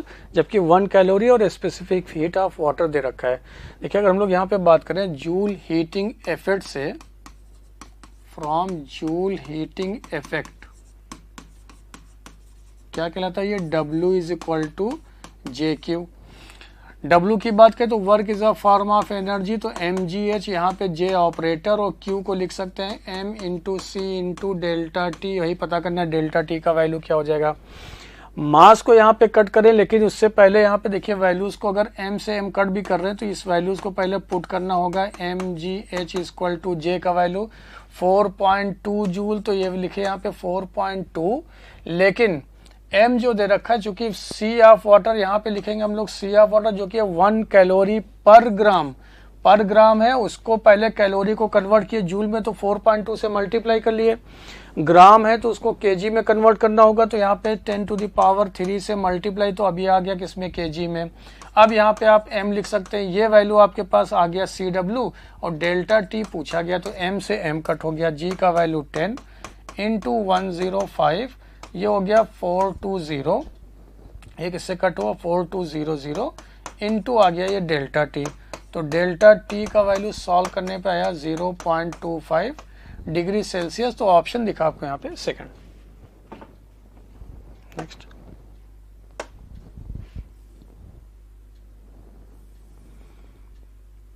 Question number 32। A single slit of width 0.2 mm is illuminated by a parallel beam of light of wavelength 5000 angstrom and diffraction bands are observed on a screen 1 meter from the slit। यानी देखिए capital D दे रखा है 1 metre, small a दे रखा है 0.2 mm के बराबर, wavelength आ गया आपके पास 5000 एंगस्ट्रॉम। पूछा गया कि the distance of the fourth dark fringe, तो फॉर डार्क फ्रिंज के लिए in case of diffraction pattern जैसा YDAC में होता है यहाँ पे डार्क के बजाय ब्राइट के लिए होता है, वैसा यहाँ पे डार्क के लिए देखने को मिलेगा। तो n lambda d divided by small है, n की वैल्यू 4 है, लैम्डा का वैल्यू 5000 एंगस्ट्रॉम, तो 10 टू द पावर -10, d का value 1 metre divided by small दे रखा है 0.2 इंटू 10 टू द पावर -3। यहाँ से देखेंगे तो 0.2 ये हो गया 2⁻4 हो गया, ये 2 से 2 कट हो गया, 4 ऊपर गया तो 437, तो -3 बचा। तो ये वैल्यू आपके पास आ गया, 4 इंटू 5 मल्टीप्लाई किए तो 20 हो गया, और 2 से यहाँ पे 10, तो ये वैल्यू आ गया आपके पास 10 mm के बराबर। तो ऑप्शन दिखा first. Next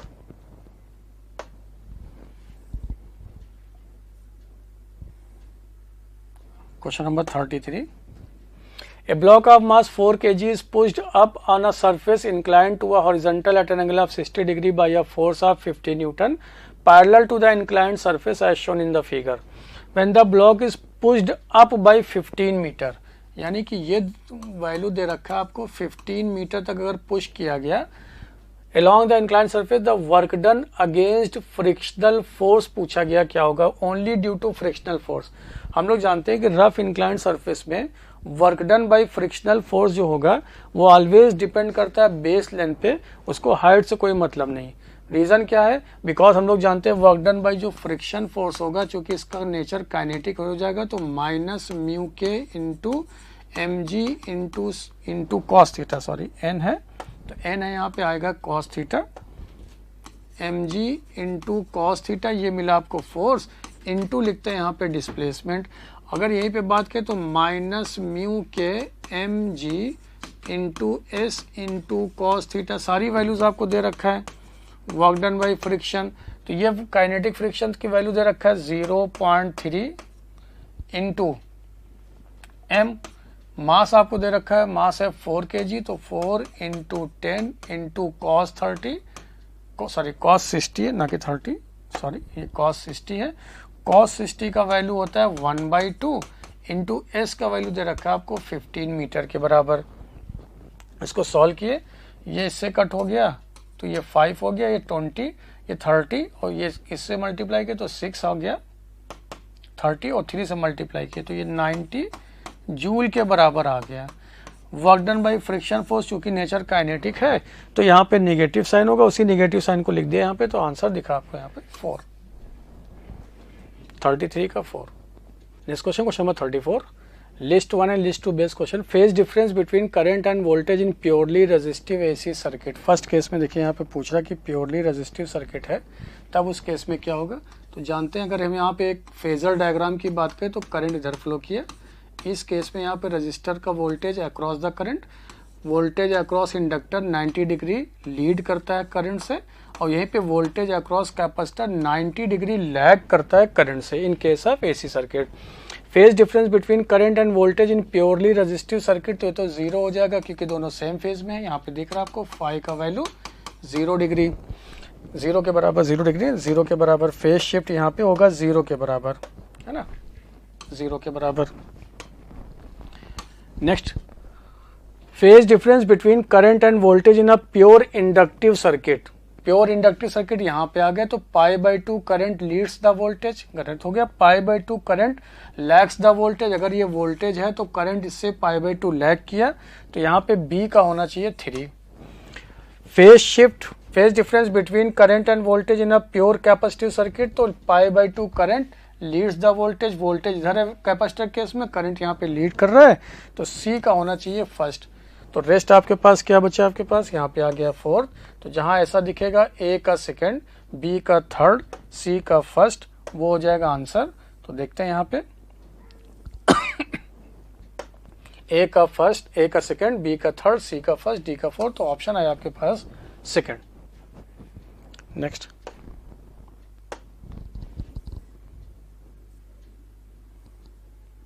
question number 35। A wire of density 9 × 10³ kg per meter cube is stretched between two clamps 1 meter apart.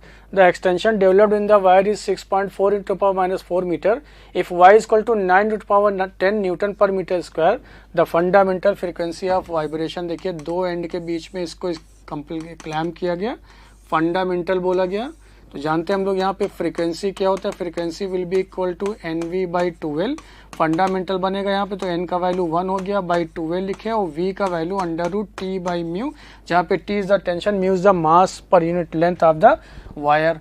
देखिए जानते हैं हम लोग यंग्स मॉडुलस से स्ट्रेस अपॉन स्ट्रेन, तो force upon area divided by delta L/L। तो क्या यहाँ से फोर्स यानी कि जो कि टेंशन के बराबर है, तो y into A divided by L into delta L, ऐसा भी लिख सकते हैं। तो यहाँ पे रिजल्ट लिख लिया 1/2L अंडर रूट T का value y into A into delta L divided by, ये हो गया आपके पास L, और म्यू का वैल्यू रो इंटू ए, डेंसिटी इंटू वॉल्यूम, तो रो इंटू ए इंटू यहाँ पे ये वैल्यूज देखिए F इंटू एल, है ना, y इक्वल टू, ये रिजल्ट आ गया YAL, और यहाँ पे म्यू को लिख सकते हैं हम लोग डेंसिटी इंटू वॉल्यूम, तो डेंसिटी इंटू वॉल्यूम, वॉल्यूम के लिए लिखे एरिया इंटू यहाँ पे लिख लेंगे L के बराबर। तो यहाँ से A से A कट हो गया, A से A कट हो गया तो L स्क्वायर बाहर आ गया, तो 1/2L square under root Y into delta L divided by यहाँ पे बचा आपके पास ओनली रो। एल का वैल्यू दे रखा है 1 मीटर, यहाँ पे 1 पुट कर दिया तो ये हो गया 1/2 अंडर रूट वाई। वाई का वैल्यू है आपके पास 6, 9 into 10 to the power 10, 9 into 10 to the power 10। Extension दे रखा है 6.4 into 10 to the power -4 divided by density दे रखा है 9 इंटू 10 टू दी पावर यहाँ पे 3 के बराबर। 9 से 9 कट हो गया, 3 ऊपर लेकर गया तो -7 हुआ, 6.4 किया तो ये 4 बचा, तो इधर इसको बाहर लिख लिए तो 1/2 64 का आ गया 8 और 10 टू दी पावर यहाँ पे जो बचा था 4 ये आ गया आपके पास 10, यानी कि देखिए 3 4 ये 7 ये 4, तो 4 यहाँ पे 2 के बराबर आ गया। जैसे ये वैल्यू मिला तो इससे इसको कट कर दिया तो ये वैल्यू कितना आ गया, ये 4 नहीं 10 के बराबर आएगा ना, 100 था, सॉरी 100 का जब रूट बाहर निकालेंगे तो ये कितना दिखेगा आपको 10 के बराबर। इसको 10 लिखे तो ये वैल्यू आ गया आपके पास 40 हर्ट्ज के बराबर, तो ऑप्शन दिखा आपको यहाँ पे 3। Next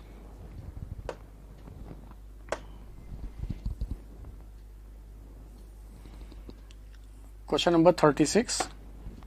In the figure shown below, the charge on the left plate of the 15 microfarad capacitor is -60 microcoulomb. Left plate यानी यहाँ पे -60 माइक्रोकूलम है और इस वाली प्लेट पे हो जाएगा 60 माइक्रोकूलम, ऐसा बोला गया।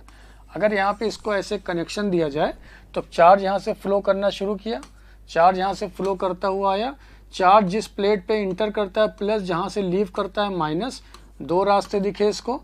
चार्ज यहाँ पे चला गया Q1, यहाँ चला गया Q2 में। चार्ज जिस प्लेट पे इंटर करता है पॉजिटिव, जहाँ से लीव करता है निगेटिव, जिस प्लेट पे इंटर करता है पॉजिटिव, लीव करता है निगेटिव। ये कॉन्सेप्ट से लिख लिया हम लोग किरचॉफ से। तो ये वैल्यूज यहाँ पे पूछा गया कि 8 माइक्रोफैराड के राइट प्लेट पे क्या होगा, तो चार्ज यहाँ पे पॉजिटिव होगा, तो सारे यहाँ पे आंसर देखो आपको पॉजिटिव दे रखे हैं। तो फ्रॉम चार्ज डिवीजन रूल से चार्ज पता करें Q2 का वैल्यू क्या होगा, तो वही कैपेसिटर चाहिए तो 8, फिर दोनों का सम चूंकि पैरेलल में दे रखा है तो 8 + 12 मल्टीप्लाइड बाई टोटल चार्ज, तो यहाँ से हो गया ये 8 डिवाइडेड बाई 20 और Q का वैल्यू दे रखा है आपको 60 माइक्रोकूलम। 60 माइक्रोकूलम तो ये इससे कट हो गया, तो ये आ गया प्लस का 24 माइक्रोकूलम, ये हो गया Q2 का वैल्यू, जिसको यहाँ पे स्मॉल q2 लिखे थे, तो ऑप्शन दिखा आपको first. Next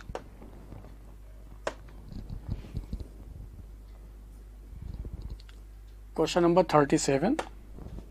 An object of mass m1 collides with another object of mass m2 which is at rest।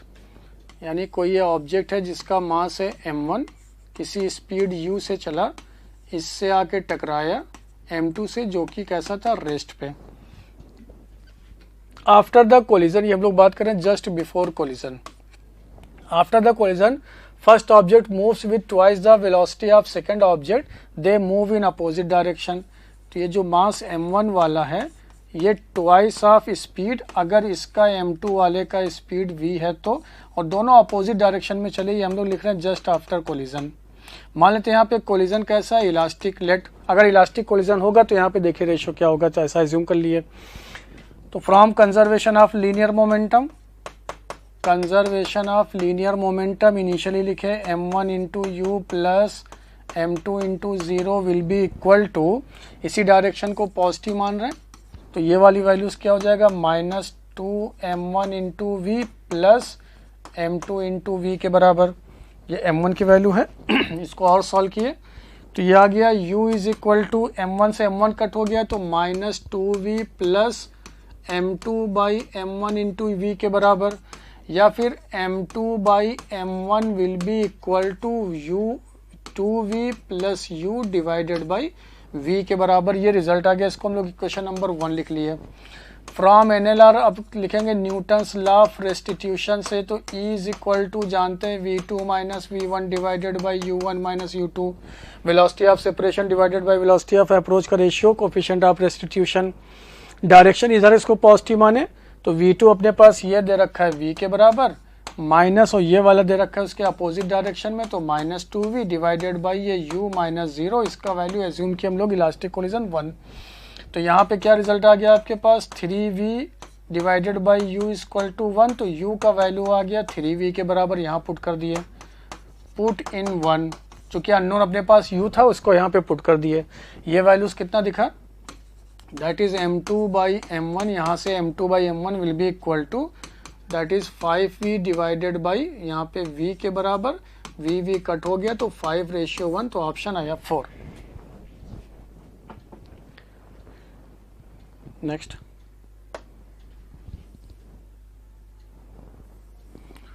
Question number 38।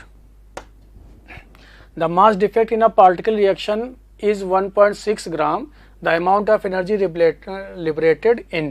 देखिए जानते हैं हम लोग यहाँ पे एनर्जी की बात करें तो will be equal to delta M into C square. Delta M का वैल्यू 1.6 10⁻³ kg में, और ये हो गया 3 इंटू 10⁸ का होल स्क्वायर, ये आया जूल में। ये एनर्जी मिला आपको जूल में। E will be equal to लिखे 1.6 इंटू 10⁻³ इंटू 9 इंटू 10⁻, ये हो गया 16 डिवाइडेड बाई। डिवाइड क्यों कर रहे हैं? बिकॉज यहाँ पे पूछा किसमें क्या, किलोवाट आवर में। तो देखिए अगर लिखा जाए 1 किलोवाट आवर में कितना जूल होता है, तो 1 किलो की जगह पे 10⁻3, वाट की जगह पे जूल पर सेकेंड, और आवर में होता है 3600 सेकेंड के बराबर। तो ये वैल्यूज आपको मिला 3.6 इंटू 10⁻6 के बराबर, इंटू ये किस में आ जाएगा, जूल में। यानी 1 किलोवाट आवर जो है, 1 किलोवाट आवर बराबर है 3.6 इंटू 6 जूल के बराबर। तो 1 जूल में कितना हो जाएगा, तो इसलिए इसको डिवाइड कर दिए कि 3.6 इंटू 10⁻6 यहाँ पे, तो ये वैल्यूज आ जाएगा किलोवाट आवर में। देखिए तो ये इससे कट हो गया 9 4, और ये 4 इससे 4, तो ये आ जाएगा 4 इंटू 10⁻7 किलोवाट आवर के बराबर। तो ऑप्शन दिखा आपको second. Next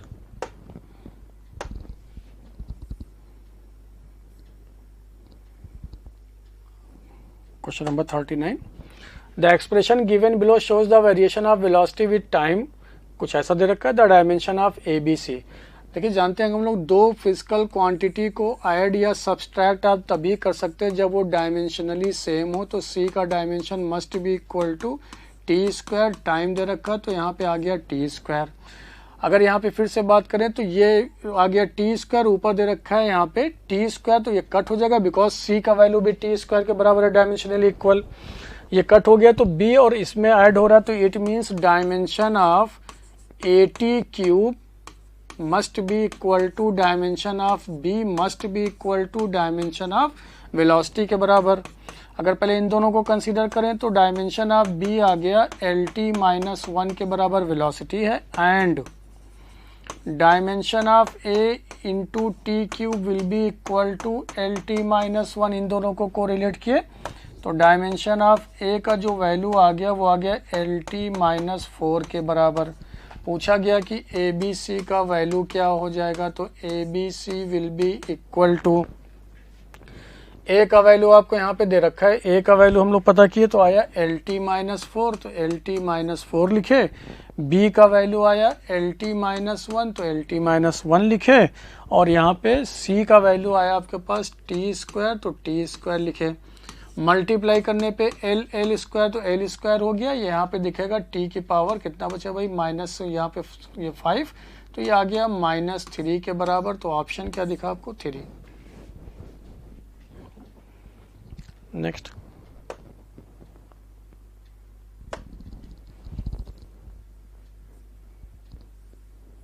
question number 40। The resistive network shown below is connected to a DC source of 20 volt. The power consumed by the network is 5 watt. The value of R. पहले क्या इसका equivalent पता कर लें, because power जो होता है उसको लिख सकते हैं V² divided by R equivalent. V आपको दे रखा है, R इक्विवेलेंट की बात करें तो दोनों देखो पैरेलल में, तो 6 into 3 into R² divided by 9R। तो ये इससे कट हो गया, तो ये किसके बराबर आ गया, 2R। इसकी बात करें तो ये कितना दिखा आपको, 6R into 12R divided by 18R। तो ये इससे कट हो गया, तो ये कितना आ गया भाई, 4R। ये 2R सीरीज में 4R सीरीज में 8R और प्लस 10R। तो यहाँ पे वैल्यूज पुट कर दे रहे हैं।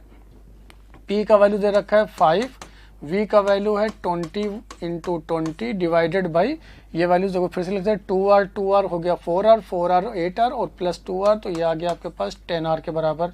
तो ये इससे कट हो गया, ये इससे कट हो गया, तो R इज इक्वल टू ये 5 4 ज़ा, तो ये आ गया आपके पास 8 ओम के बराबर। तो ऑप्शन दिखा आपको यहाँ पे first. Next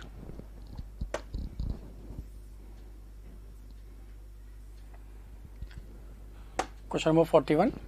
Two projectiles A and B are thrown with the initial velocities of 30 meter per second and 45 meter per second at angles 30 degree and 60 degree with the horizontal respectively. The ratio of their ranges respectively. Remember ये complementary angle तो हैं, 60 plus 30 का सम 90 degree के बराबर, तो range same होगा, but speed देखिए यहाँ पे डिफर, इसलिए यहाँ पे 1:1 को टिक नहीं करेंगे। तो फर्स्ट केस में रेंज लिखे तो क्या आ गया आपके पास, u square sine 2 theta divided by g. तो रेंज R1 का वैल्यू फर्स्ट केस में लिख रहे हैं, ये दे रखा है 30 इंटू 30 इंटू साइन 2 इंटू 30 तो 60, तो साइन 60 को लिख सकते हैं √3/2 डिवाइडेड बाई 10। ये इससे कट हो गया, तो ये आ गया 45 अंडर √3 के बराबर, बिकॉज 2 से 5 का 15 टाइम्स मिल जाएगा ये। सिमिलरली R2 की बात करें, रेंज 2, उसकी स्पीड दे रखा है आपको 45 इंटू 45, इसी फार्मूला में पुट कर रहे हैं, इंटू साइन 2, ये हो जाएगा साइन 120 डिग्री, और साइन 120 डिग्री भी कितना होता है 90 प्लस 30, तो cos 30, और cos 30 होता है √3/2।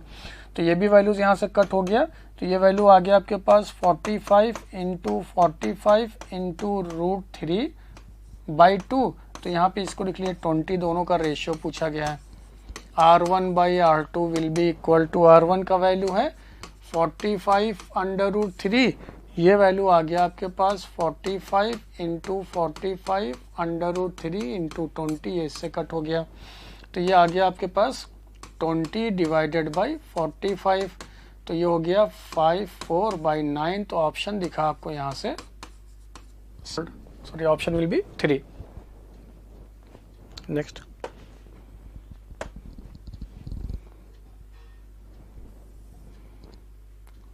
Question number 42। A magnetic dipole experiences a torque of 60 √3 Newton per meter when placed in uniform magnetic field in such a way that dipole moment makes an angle of 60 degree with magnetic field। देखिए magnetic field से है तो torque की value लिखते हैं हम लोग mb sin थीटा। टॉर्क दे रखा आपको 60 √3 will be equal to mb into, ये एंगल भी कितना फॉर्म हो रहा है, इन दोनों के बीच का एंगल होता है थीटा, मैग्नेटिक मूवमेंट और मैग्नेटिक फील्ड के बीच का साइन 60 दे रखा, साइन 60 भी √3/2, √3 से √3 कट हो गया, तो mb का वैल्यू आ गया आपके पास प्लस का 120। देन पूछा है कि पोटेंशियल एनर्जी क्या होगा, तो potential energy will be equal to minus mb cos theta, minus mb का वैल्यू हो गया 120 और cos थीटा का वैल्यू दे रखा है 60 डिग्री, तो ये आ गया आपके पास माइनस का 60 जूल। तो ऑप्शन दिखा आपको यहाँ पे second. Next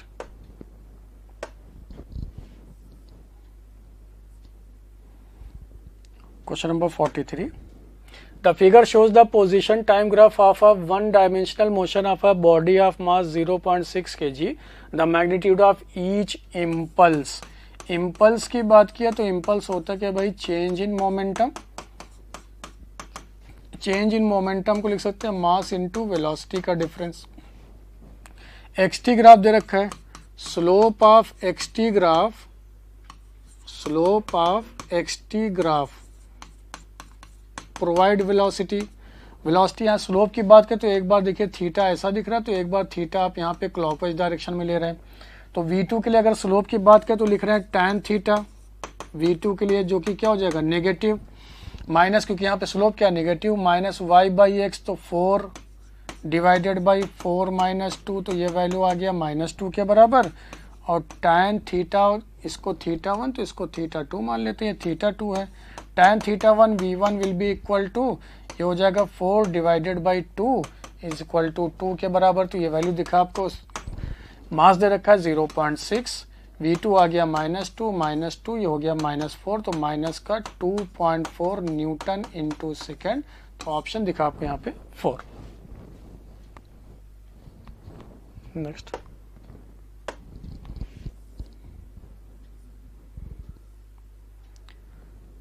question number 44। During the propagation of electromagnetic wave in a medium, देखो EM वेव की बात करें तो इन केस है तो थ्योरेटिकल पार्ट है, तो EM वेव में इलेक्ट्रोस्टैटिक एनर्जी डेंसिटी क्या होता है, half of epsilon naught E naught square, और मैग्नेटिक फील्ड ये इलेक्ट्रोस्टैटिक है और ये magnetic field will be equal to 1/2 B naught square divided by mu naught. तो ये दोनों वैल्यूज क्या होता है, सेम। एक बार चेक कर लेते हैं क्या यहाँ पे यू ई इलेक्ट्रोस्टैटिक को लिख रहे हैं तो half of epsilon naught E naught को लिख सकते हैं, बिकॉज जानते हैं C is equal to speed of light will be equal to C naught by B naught. तो यहाँ पे आ जाएगा C square into B naught square, and इसी सी का value C will be equal to 1/√μ naught epsilon naught sorry, तो C square हो जाएगा 1/μ नॉट एप्सिलॉन नॉट। यहाँ वैल्यूज पुट कर दिए, half of epsilon naught c square का value 1/μ naught epsilon naught into B naught square, ये इससे cut हो गया। तो ये वैल्यू वही आ गया जो हम लोग लिख रहे थे मैग्नेटिक फील्ड के लिए, दैट इज यू बी। तो दोनों रिमेन सेम, तो आया आपको फर्स्ट। नेक्स्ट,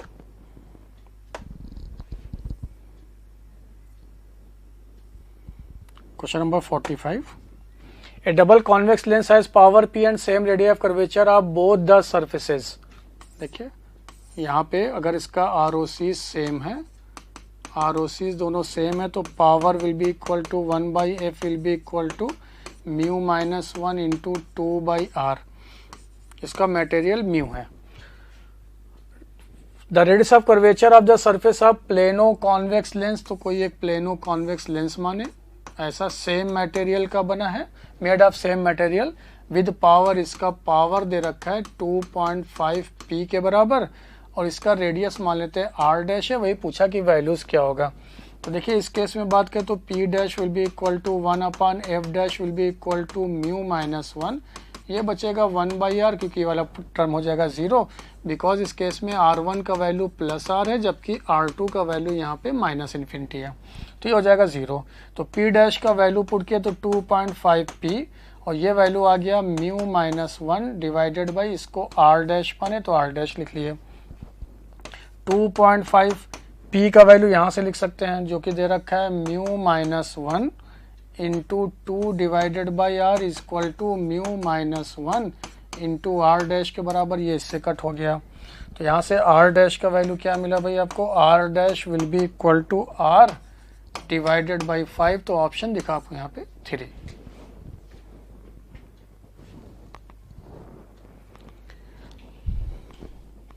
तो ये था आज आपका discussion students. Thank you so much.